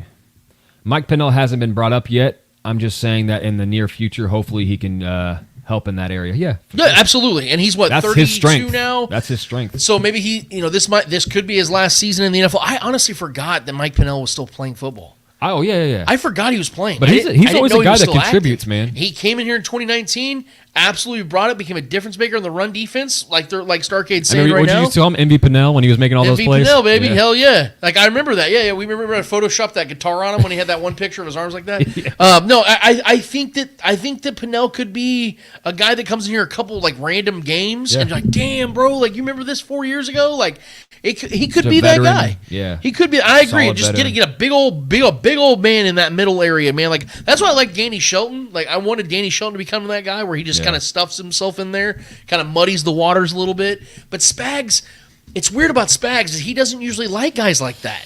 He likes a little bit more. I trust him, man. I trust his analysis. The taller, slender guys. I don't know why. Well, but he likes batting balls first and foremost. Yeah. Spags likes to bat balls, especially that's what we saw a lot of last week, and I expect some more of that to continue this week, is because Russ is an undersized quarterback. Yeah. He's had to struggle throughout his career getting balls batted because he's an undersized guy. And we were batting the hell out of a lot of his balls last week, and I expect like I said, Amenhu now on the edge. He's trying to dump it off, just throw to the flat. Amenhu's going to be batting a lot of balls. They're batting balls like Jim Carrey was. Shit, Amenhu could get a pick six with his size. Who knows? He catches one of those attempts to throw to the flat. Who knows what can happen, man? John Harrison gives us another update on the KU game. New KU update, 7 minutes and 50 seconds left in the second, 14-7. Suspended weather delay. Ooh, lightning. All right. Let's see. I think that's very frightening. Joey Brickman on YouTube. Leo Chenal, this is a good point. Leo Chenal will step up for the run defense. I think that's something we need to talk about more, too. I think with Nick Bolton out, I think we're going to see a lot more. And we are already seeing a lot of Leo this season. He's been playing great in his moments in the field. I think that's a good point, though. I think as far as the run defense goes and just pressure on the quarterback, Leo's been all over the place, man. He's a guy that another chess piece that we can kind of have on that defensive line, move him around, and he's sneakily good in coverage as well. We've seen Leo out there, in coverage. The dude's so fast for his size. Trevor, he's a freak athlete. Who are my two breakout players this year? Leo Chenal and Brian Cook. Brian Cook had a pick last week. Brian, dude. Leo Chenal could have himself a game to this week. I 100% agree with our guy Jay. I think that Leo Mike Chenal, Edwards has been really good for Brian Cook too. Because think about this, man. Mike Edwards has been awesome. The Chiefs drafted Leo. Yeah. They could look at him as a long-term answer. If he comes in here, because remember, I brought up, and I know it was unpopular at the time, but I think now people are starting to understand where I'm coming from, about how I don't believe Nick Bolton's a guy the Chiefs are going to give long-term money to, because he's going to make bank. Dude's a good player. But now with the injury concerns, I think the Chiefs are going to be even more incentivized to not do it. But what would also incentivizing them for moving on from a guy like Nick Bolton is if Leo Chenal does come in here and wreck shop, and Drew Tranquill and him are just running shit in the middle of the field this game against the Broncos, where Javonte Williams gets through, let's say the B gap, and he jolts to the right, and Leo just levels him. Yeah. And the ball comes out, and a big play like that from Leo, those are very possible. But here, like he also talks about how the pass rushing side of things, Leo Chenal is a very underrated and quite frankly an underused pass rusher. Guys, in Wisconsin, do you know, Trevor, that he had a better pass rushing grade than TJ Watt? Oh yeah, I remember that coming out when he was drafted. Like people forget how good he was. Yeah, at getting people to the called him quarterback. a big steal out of his draft. I'm telling you, man. He just had his birthday. Maybe some guys want to celebrate their birthday, have a big game. Bro, don't underestimate those kind of narratives going into games. I like that Jay brought games, that up. Squeaky wheel games for receivers who's been bitching about not getting enough. Those are real in the locker room, guys. I almost want to change my key player because I didn't know it was his birthday. I would have. I think his birthday was yesterday. Okay, well, 6 sacks for Leo Chenal this week, and a pick six. Fuck it. Oh man, yeah. I like that point though about Leo. I think Leo, man, especially as the season goes on, the season gets longer. He's one of those guys that could emerge as a top tier player on this defense, man. I already think our defense is elite, and I think our defense is already pushing for a top 3, maybe tops in the league in overall. I mean, this defense is playing unreal, man. And losing Bolton is massive. But I think we have the depth here to. This is the chance for Nick, like the cliche, next man up. No, this is a defense that legitimately has that luxury. Oh man, you have a Tranquil, you have a Leo Shaw, you have Willie Gay, and the fact that we are a Patrick Mahomes led team and we have that luxury on defense, is just it's stupid, man. I'm blessed. Let me just tell you, I'm blessed as a Chiefs fan. James T. Kirk. Do you think Veach saw how the defense responded with Charles Omenihu probably made Frank Clark not needed? Yeah, we didn't really touch on the Frank Clark thing. I'm glad this is brought up because I know I'm viewed as for whatever reason a Frank Clark hater. Yeah. I'm not. I loved Frank Clark. Yeah. I thought that I love Frank he Clark. was frustrating because he would disappear in games. Yeah. The sickness thing kept happening where he would miss games. It was frustrating. Yeah. But Frank Clark is historic in Kansas City. He will be in the Ring of Honor one day because he has the most postseason sacks by far in Kansas City history. Third most all time. But guys, I said it 2-3 weeks ago. I'll say it again. This defense did not need him. It'd have been a cool story. Yeah. And we would have, like, oh, cool, Frank's back. We're bringing back the band. Woo! It'd have been cool. It'd have been fun. Yeah, hoo-hoo. Guys, he wouldn't have played a role in this defense. Maybe the postseason. Maybe. But that's just us assuming because he's always awesome in the postseason. But maybe he wouldn't be because we've also seen him not be awesome in the postseason. Try 2021, for instance. Go look at his numbers. Didn't have a sack.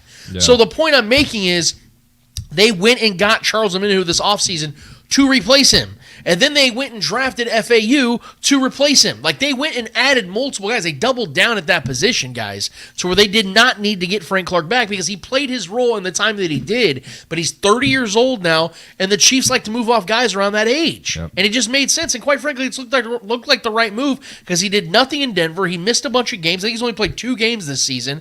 And now he's back with Seattle, which I wish him the absolute best because I picked the Seahawks to make it to the Super Bowl. I want that to be the matchup. So it would be really cool. It'd be a cool story, quite frankly, if the Chiefs face him in the Super Bowl. So I am happy for him, but we knew Trevor all along. This is how the Chiefs viewed it. It did start to sound like he was going to come to Kansas City, but we heard that especially from his sources are saying that he's taking his physical at the Chiefs facility. Well, that wasn't true. Never happened. Ends up signing with Seattle for a 1-year deal. Yeah, so good for him, happy man. for him, man. Yeah, good for him. I mean, he continues his career. That's his other home as a team that brought him into this league. So I mean, that's a team that needs his services more than us. 100%. And I think Veach feels good about what we have on our edge right now. Which is why I think the signing for a Pennell makes sense because in our interior defensive line, I think that's where we're wanting to kind of add some veteran pieces there, and that's just not what he is. You know what I mean? So I think we feel good about the depth we have as far as our edge, especially with Omenihu back, who looks fucking incredible. I think he's going to be a game wrecker as the season progresses. That's a guy that's just going to be. I mean, I'm so high on him. I will say this real quick. I don't think it would have mattered whether Omenihu had a big game or not. Sure. I think the Chiefs already made their decision of Frank Clark before that game. Yeah. I mean, that would have been another luxury move and a cool PR move, for him and McCole, the reunion kind of thing. But, I just don't think it's worth giving up a roster spot for him, especially, us trying to maybe make a move at receiver or, see what spots we need to leave open in case we do want to make a move. Like I said, we just made a move for Pennell, bring him back to the on the practice squad or whatever for now, and possibly bringing him up to active roster for the interior defensive line. And I think that's where we're more focused at this point. So, good for him, man. Going back to Seattle's, I'm sure it feels good to him to be back there. A team that loved him and embraced him as well. Micah Hayes on YouTube. Wide receiver Richie James is coming off IR soon. If Ross comes off the exempt, what do you expect from Ross and James this year? Well, I know we kind of talked about Richie James a few minutes ago. I have very low expectations on Richie James. I'm just not impressed with what I've seen. I just don't know if he's a guy that, quite frankly, has a lot left in the tank. We see this because it's guys, we got to remember, it's more common for guys to have short windows of success than guys that have 10, 12, 13 years of success. Those are the rare occasions. More guys have 2-3 years and they're gone. I hate to say it, but I think that's what Richie James is in this league. He's 27 now, just coming off IR. I think the Chiefs threw a stab at him to see what he can bring to the team. Didn't really bring anything. I'd be shocked if he really turns into anything for this offense and in special teams. That's why they went and got McCole. Again, what I said about Omenihu, they bring him in to replace Frank. Well, the Chiefs just signed McCole Hardman, and he does the same stuff Richie James is supposed to do. At a higher level. I just think that they just kind of know what they have in Richie, and it's not much. When it comes to Justin Ross, I'm sorry, I keep coughing, guys. it's hard to really understand the future or predict the future with Justin Ross in Kansas City because the team clearly loves him and believes in him. That's why they kept him on the roster before the whole commissioner's exempt list thing came down, which is out of their control, despite the off-the-field stuff that's going on right now. We're not going to speculate on that because we know some things. We're hearing denials. Justin Ross is pleading not guilty, so it's very different than anything else you want to compare it to, like Tyreek Hill's situation. There's more context to it. Yep. I don't think if I'm going to guess though right now, I don't think we see Justin Ross for the rest of the season. I think the NFL only puts guys on these lists whenever they have a very good understanding of what actually took place. The NFL, I'll give the NFL one thing. After the whole Ray Rice situation, they have really tidied up on this whole thing when it comes to domestic violence, when it comes to things like this, the very murky, muddy stuff. Willie Gay last year? Yeah, they don't mess around. And I think that once they know anything of actual fact, they react swiftly because they ain't trying to get canceled out here. The NFL is a brand and a very successful brand. They want to keep it that way. Well, he still could get suspended too. Exactly. On top of this. That's why I'm very nervous. I have a bad feeling that we've probably have seen the last of Justin Ross in a Chiefs uniform, and maybe in the NFL. I don't want to sound overreactionary, guys, because I could be wrong. But if I'm taking a guess right now based on how this is all going and the fact that this guy hasn't done enough in his NFL career, like guys that perform at high levels, like if this was Odell Beckham Jr., he would find a way in the league again because he's that awesome. He's been that awesome. He has a name, a reputation, brand, all that stuff. Justin Ross isn't that guy. Yeah. So I just think that with all the risk involved and things of that nature, not even including the fact he's an injury risk at all times, I just don't know if the Chiefs are going to look at him as a guy that's worth holding on to. Well, and I think that his saving grace would be to be honest with the team and be honest with Coach Reed and the organization on what actually took place. Right. Because we saw how as great as Kareem Hunt was arguably the best running back in the league at the moment, lied about his situation, and then we cut him. As angry as we were about that, we wanted the Chiefs to try to work with him and bring him here because we obviously love Kareem Hunt and what he did for this team. That wasn't enough. He was dishonest, and that's something that, and I'll give Coach Reed credit, man. That's something he sticks to. He does not do dishonesty. He does not do lack of integrity. That's something that's a fundamental thing for him, and I love that he sticks to his guns with that because it does not matter what your name is. Your ass will be gone. So I think the fact that he's still part of this roster right now shows that he was probably upfront and honest about what happened, and the fact that his charges got dropped down to misdemeanors. So there's some things seemed as hefty as they were up front may not be as bad. It's still a situation that is ugly, and for PR reasons, for public persona reasons for him. And the shield obviously wanting to protect itself at all times. Wants to make examples. We were doing with that with just a minute who this season and Willie Gay last season. Both guys got 6 games. Right. You know what I mean? So the league doesn't play around with this stuff anymore. So I think a suspension is probably still looming, depending on what the outcome is of his case. He can definitely still get suspended. Yep. But if it's something where he was the victim in the situation, because we don't know, man. The chips haven't really fallen. We don't know what the whole entire situation is. Pretty vague, for being honest. So that's a whole thing, man. I don't know. I hope he finds a way to stay on this roster because I think he's got a lot of upside, and I think the kid's got a lot of promise. He's still so young. A guy that still can produce in this offense. Maybe not this season, but maybe we hold on to him next year and he progresses into this offense and learns this offense more. I would love to see what Justin Ross could become in this offense for sure. But it's a very, very big question mark. And as far as Richie James goes, man, I think he could be cut this year. I know we gave him money. I get it. But McCole being here is damning for him. McCole is the returner. What is Richie James going to do in this offense, even receiving wise, that McCole can't do? Right. And we trust McCole with everything. You know what I mean? So he already came in and had a game-clinching catch, just last week and had a field-flipping return. So I think that's damning for Richie James. I don't know what he's going to do, honestly. I really don't know. I think he's a cut candidate at this point of the year. I think he could be cut before the trade deadline, if I'm being honest. I know he's coming off the IR. He's on IR currently right now, but when he comes back, I don't know what he's going to do. I don't know how he's going to contribute in a way that McCole can't. So moving forward, I don't know. It looks pretty gloom for him. John Harrison, on that long touchdown run by the Chargers, Noddy got pushed back on roller skates. He has played good, but if he starts getting pushed around like that, like last year, that's why you have to go get Pinnell and guys like that. I get it. We agree. Yeah, anchor guys.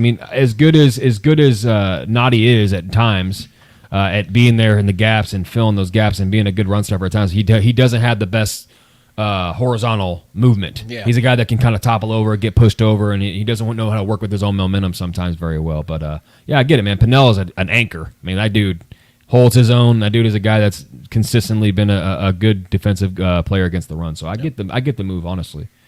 Let's see. Bumpa BB on YouTube.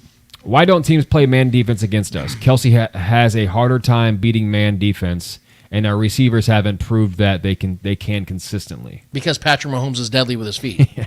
You man blitz us. Good luck, guys. Look, it's everyone keeps asking, how does Travis Kelce get open all the time? Well, there's an answer for that, but I know what you're really asking.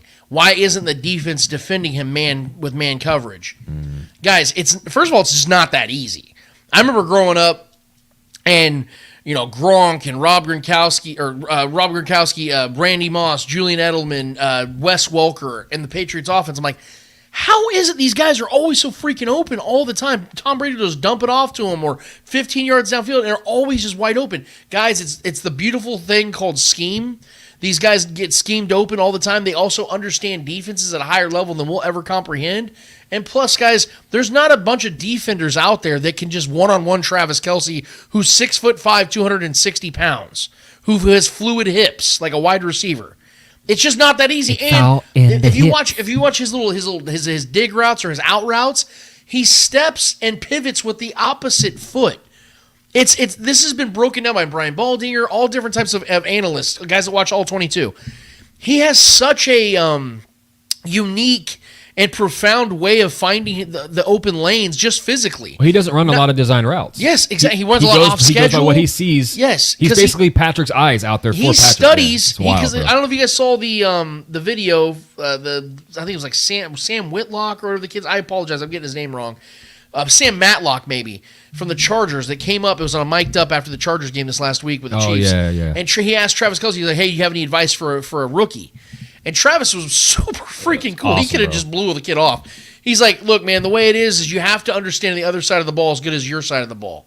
And that is just so on brand of what Travis Kelce is, because he literally studies with the quarterbacks and studies as a quarterback because he was once a quarterback. Mm-hmm. So this man has a very unique style and understanding of football. That's why I think he's going to continue to play at a high level into his mid to late 30s, guys. He already is. He's 34 years old and is currently on pace to have the best season of his career, which I did predict, by the way. They had arguably his best game one of the best games of his career last week. I'm saying, dude, you know what I mean? Like, yes, he played against a shit defense, but he made it look easy because of who he is and what he is able to do.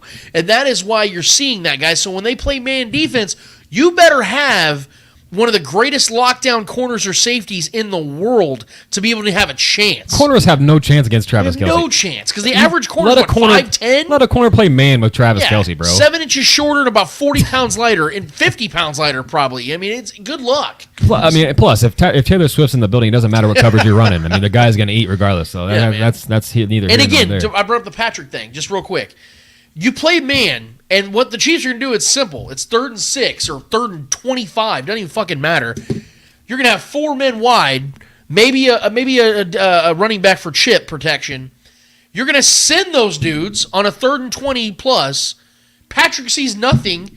There's nothing but open grass for 15, 20 yards. Yep. What do you think Patrick's going to do? The same damn thing he does every single time. Going to run for that first down. Every single time. So that's why you don't do it. The NFL is not it's a simple game, but it's not. Travis Kelce has been the most dominant tight end in the league since basically he's been a starting tight end in this league consistently. I mean, Gronkowski at the time was right up there with him, obviously, as well, but basically hasn't looked back, especially since Pat's been this quarterback. You don't think teams were like, hey, we should just play man. That'll stop Kelce. They played man against him. Granted, maybe he's had some lesser games against man, but you don't just stop Kelce, man. You just don't. He's played against the best of the best at the defensive positions at safety and corners, and the guys double and triple teaming them. It doesn't matter when you have Patrick Mahomes and the connection that they have. It didn't matter with Gronk and Brady. When they got in the red zone, you knew where the ball was going. You knew where Brady was throwing that ball. It was going to Gronk. And it worked 90% of the time. You know what I mean? So it doesn't really matter. The phrase, you can't stop him, you just hope you can contain him. That is literally, they are the embodiment of that phrase.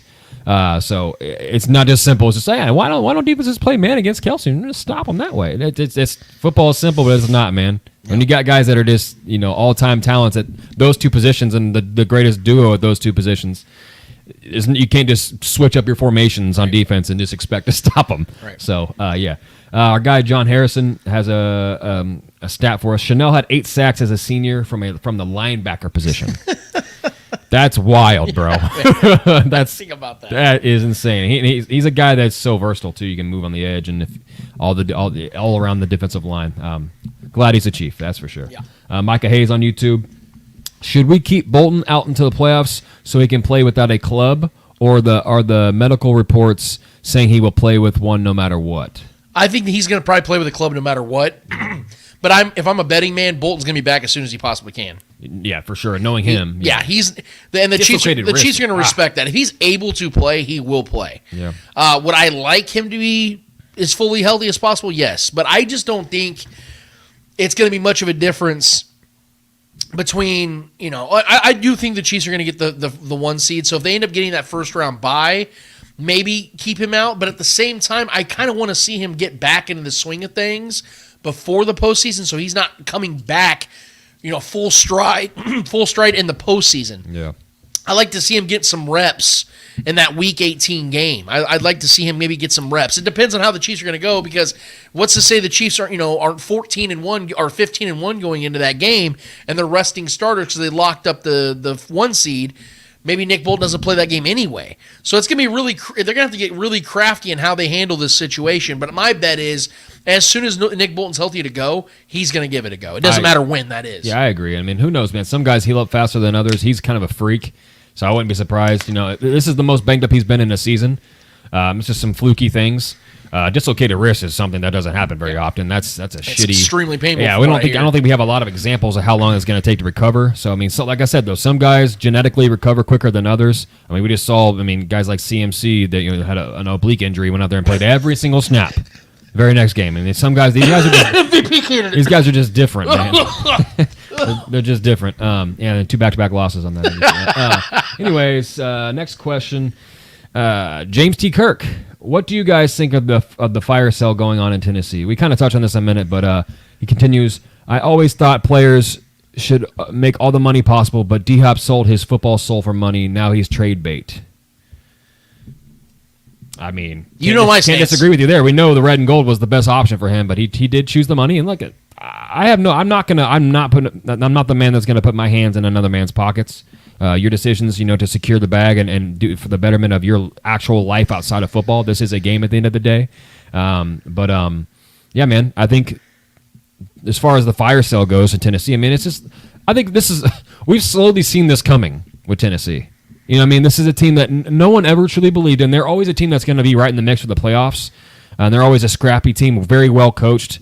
Vrabes is one of my favorite coaches in the league. I haven't heard that one. I think he's a genius. Yeah, man, I love a lot of the things that go on over there. I think Tennessee is just one of those towns and one of those teams that's just, they embody tough, gritty football, and I love that about them. They always give us a fight for sure. Some of Pat's toughest games have come against them in his career. So I give them credit where it's due. But at the same time, I think this is something we've seen coming. They've had a lot of talent defensively over there, but mediocre quarterback play at the end of the day, playing a very old school type of football, and I think the league's kind of caught up to them, in my opinion. And now they have a lot of pieces that are falling apart and aged. This is something kind of a slow death, if you will, that I've seen coming for a while. So the fire sale is not surprising to me, and I do think that they should sell off a lot of their pieces and try to start from scratch, because they have a very young and one of the top tier coaches, in my opinion, over there, and they can rebuild fairly quickly if they do things right. And I think selling off guys that are under contract right now and expiring contracts, guys like Derrick Henry, letting guys go at quarterback and maybe see what they have in Will Levis. And selling off, the new addition that was maybe going to be a spark for them offensively, who has been, but D-Hop is just not working over there. It's not a good spot for him. I think selling him off makes a lot of sense too. So, yeah, moving forward, I think that's what's best for the Tennessee Titans. I couldn't agree more. You guys know my stance on this, man. If you can get D-Hop, you go and freaking get him. I know that he may have made a decision that we didn't agree with, but he felt it was best for his livelihood at the time, and maybe it ends up working out where he gets both. He gets the livelihood and gets a chance to play with the Chiefs later on. I don't know if you saw this or not, Trevor. There's an update per Adam Schefter. Forecast for Sunday's Chiefs-Broncos game in Denver calls for a high of 29 degrees, a low of 13 with 6 to 14 inches of snow. It's snowing. It's snowing. My marbles. Lost. Everybody says that people are thinking, oh, that's not going to be good for the Chiefs. Oh, baby. Please. I'm actually hoping it snows. This makes my narrative for the defensive touchdown even better. I think the odds are even better now. Yeah. There's going to be slippage. There's going to be some slippery ball throws. I can sling it in anything. Oh, yeah, dude. You know Pat's going to be ready for that. Pat loves Who said that? What famous goat once said? What famous goat once said, I can sling it in anything, EB? He followed that up with a bat. Bat. Bro. Yeah, I know that the snow has been in the forecast. They were talking about maybe light flurries, but if it's going to be a few inches of snow, oh, baby. Oh, they're going to get a few inches, all right. Just wait.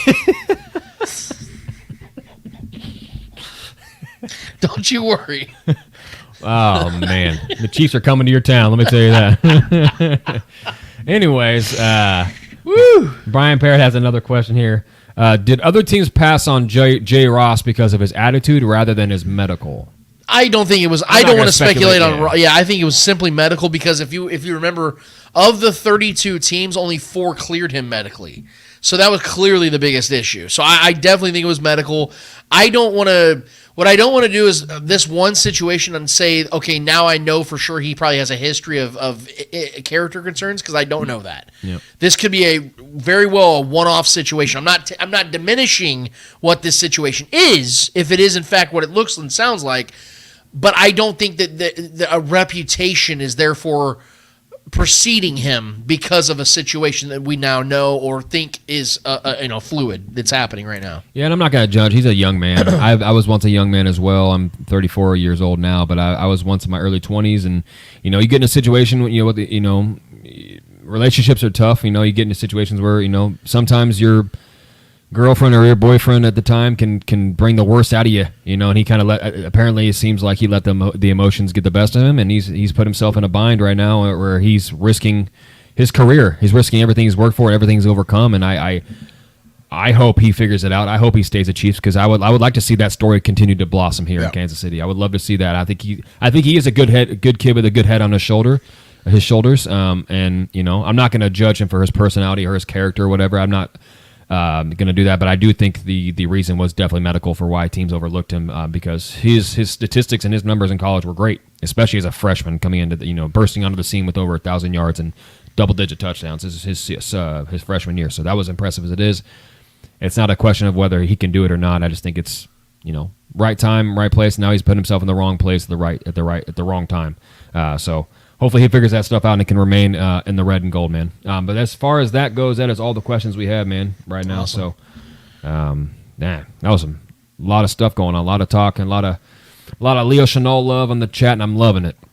So I'm loving it. Yeah, that was a good time, guys. We appreciate you guys. The chat is always fun. I hope you guys had as much fun as we did because I think that we had some new people in there too today, if I'm not mistaken. We had quite a few people. Some people haven't been in here in a while. And then we welcome you all. And we appreciate you all. So thank you guys so much for being a part of that. It's our favorite segment of every single week. And keep the conversation going. Keep chiming in, guys, even when we're not on live.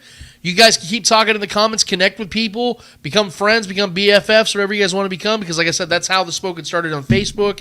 That's how it's going to continue to go, guys. 13 years later, doesn't matter. We have a community here, and we're going to continue to drive this into a community, into what it's become, and we're proud of it, and we're proud of you guys, and we thank you guys for making it what it is. Trevor, we have one more order of business to get to. What is it called? Hold this L. Each and every episode, we finish off every single episode with a series of L's in the world of sports.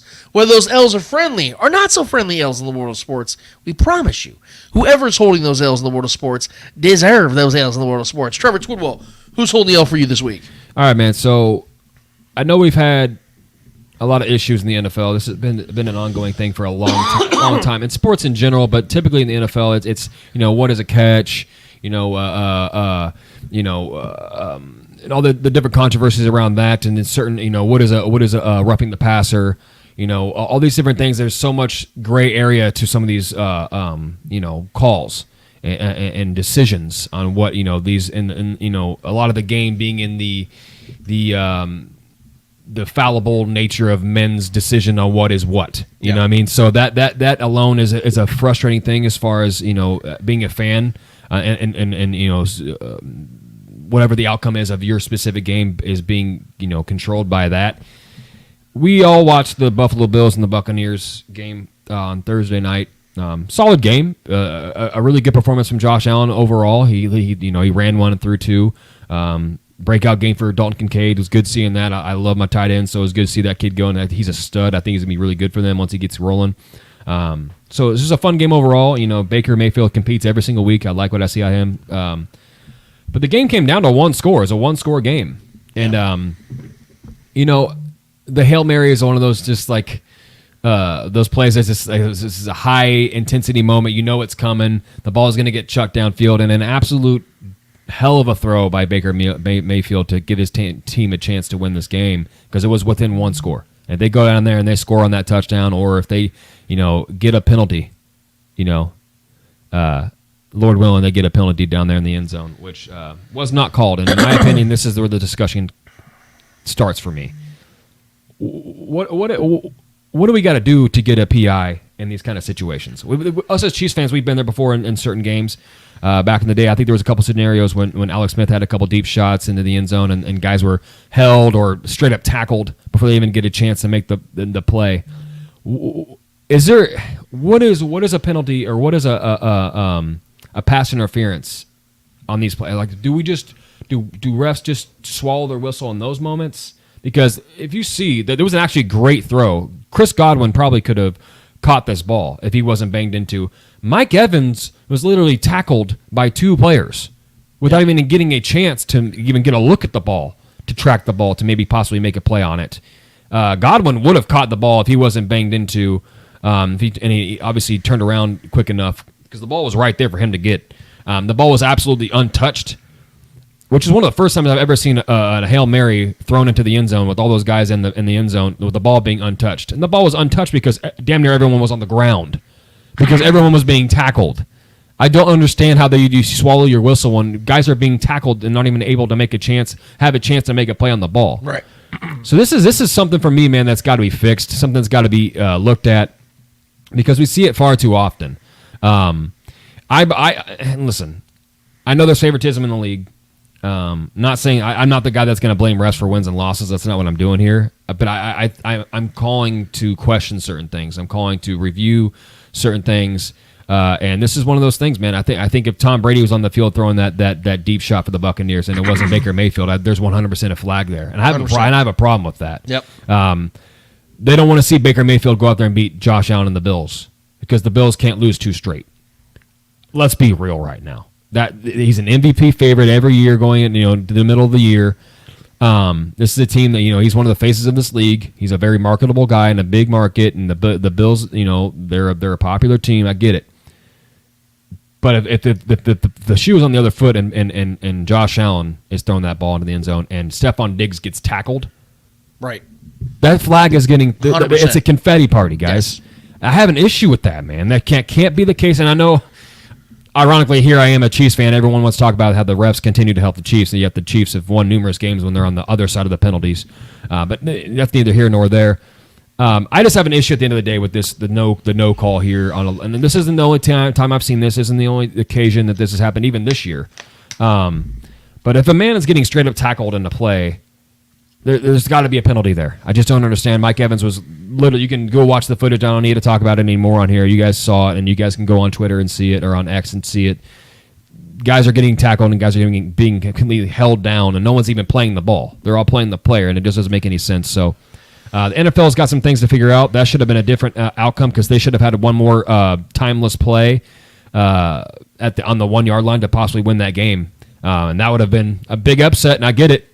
But they should have had that chance, that opportunity, because they were absolutely robbed in that game Thursday night. And I know some Bucs fans personally, and they were very confused and had no answers for me when we discussed the lack of flags being thrown on that play there. So I don't even know how that was football. Well, sure. The thing I hate is that they say, well, you can't throw a flag there. Yeah, that's what I'm saying. Like, I hate that. Why? Why, though? 100% Tom Brady's getting that call. Yes. I think Josh Allen's getting that call. Yes. That was Stephon Diggs getting tackled. And the crowd would have went nuts. Exactly. So I just that's where the bias and the human nature and the I don't like it. It's a bad look for the NFL, honestly, as a product. I really do think that's a bad look. I think the Bucs should have had a chance there. There should have been a penalty. They should have been on the 1 yard line and had a chance. They just went down there and scored their previous drive. Granted, they took way too long. Took 10 minutes off the clock to come within a score, but they did get the 2-point conversion. They had momentum, and in that flag, putting them on the 1 yard line could have changed that whole entire outcome of that game. And I think they deserved that chance because that was just atrocious. That was atrocious. Guys were getting tackled, man. That's just the defenders weren't even playing the ball. If they were playing the ball and they jumped up and bumped into the receiver and played the ball and batted down, that's cool. That's all. Remember that time? I think it was Tyreek Hill got held.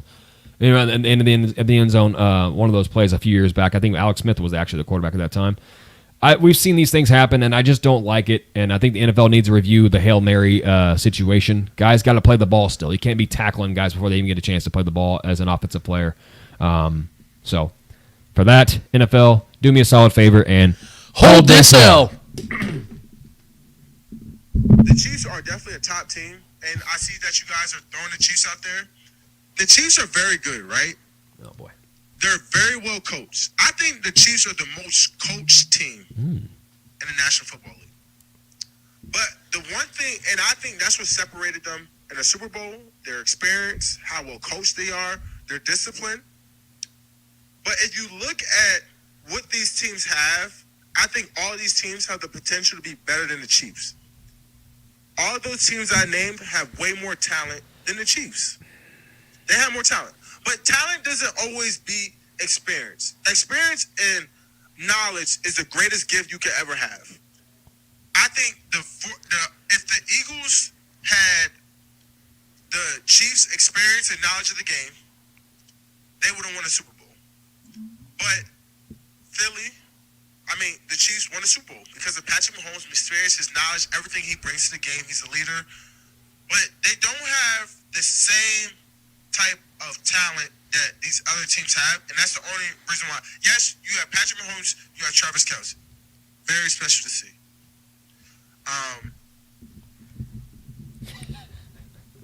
Micah. Yeah, I didn't let you guys know who that was at first because of the fact that I wanted you just to hear that and then react to it in your minds because of the fact that if you heard anybody say that, you would laugh and be like, yeah, that guy doesn't know ball. That's one of the best players in football, Micah Parsons. His podcast, which I think is cool. You know, I love players that have podcasts and stuff because it always shows the transparency, the authenticity, and they like to have other ventures. I think it's really cool. There are some that are really good at it, and then there are some that are really bad at it. And that was Micah deciding to be the latter. And the teams that he mentioned, I know you didn't get to see it, when he said that I believe these teams are way more talented than the Chiefs. They have better rosters, were the Eagles, which I can understand, the 49ers, which I can also understand, Miami Dolphins, which I don't agree with. Then he had the Baltimore Ravens, which they have a very good roster too, so it's understandable. It's at least a debate. Then he had the Browns. And the Browns have a good roster, don't get me wrong. Very talented roster. But the drop-off at certain positions is so bad that I don't know how I can sit here and say they have a better roster than the Chiefs, especially just at quarterback alone, just with that whole situation. The point is, guys, you know why the Patriots won all those Super Bowls? I mean, shit. If the Panthers and the Eagles, they would have had Tom Brady and the experience, they would have won. They had Coach Belichick. I mean, God, if they only had all the stuff the Patriots had, they would have won too. Yeah, no shit, Micah. That's why your team doesn't win anything, because you don't have those guys. That's the point of it. That's what makes these teams great, man. You're saying they're the most coached team. That, first of all, doesn't even make sense. But I'll go with you on the fact that what you're trying to say is that they have the best, most well-coached team. That is a skill as well, though, brother. That's a part of the team. It all plays together. So the reason I'm bringing this up as an L today is when people say, well, you don't know a game like other people because you didn't play it. No, guys, we've had some bad takes here at the Spoken. I can guarantee I've never had a take that bad. And that dude is better at football than I'm better at anything in my life. So it doesn't matter if he's played the game or not. Yeah. That is the most moronic take I've heard outside of anything Skip Bayless has said in over a year. Maybe Bart Scott, too. but it's in contention. And 2 of those 3 guys I just named played this game at a high level. So please, if you're out there with an opinion and you have a sports take and you want to start a show, use that clip as motivation. Because a guy that's an all-pro could be that bad at it, you could only be better. So take it for what it's worth, and Micah, take this for what it's worth. Do me a solid, Mr. Micah Parsons, and hold this L.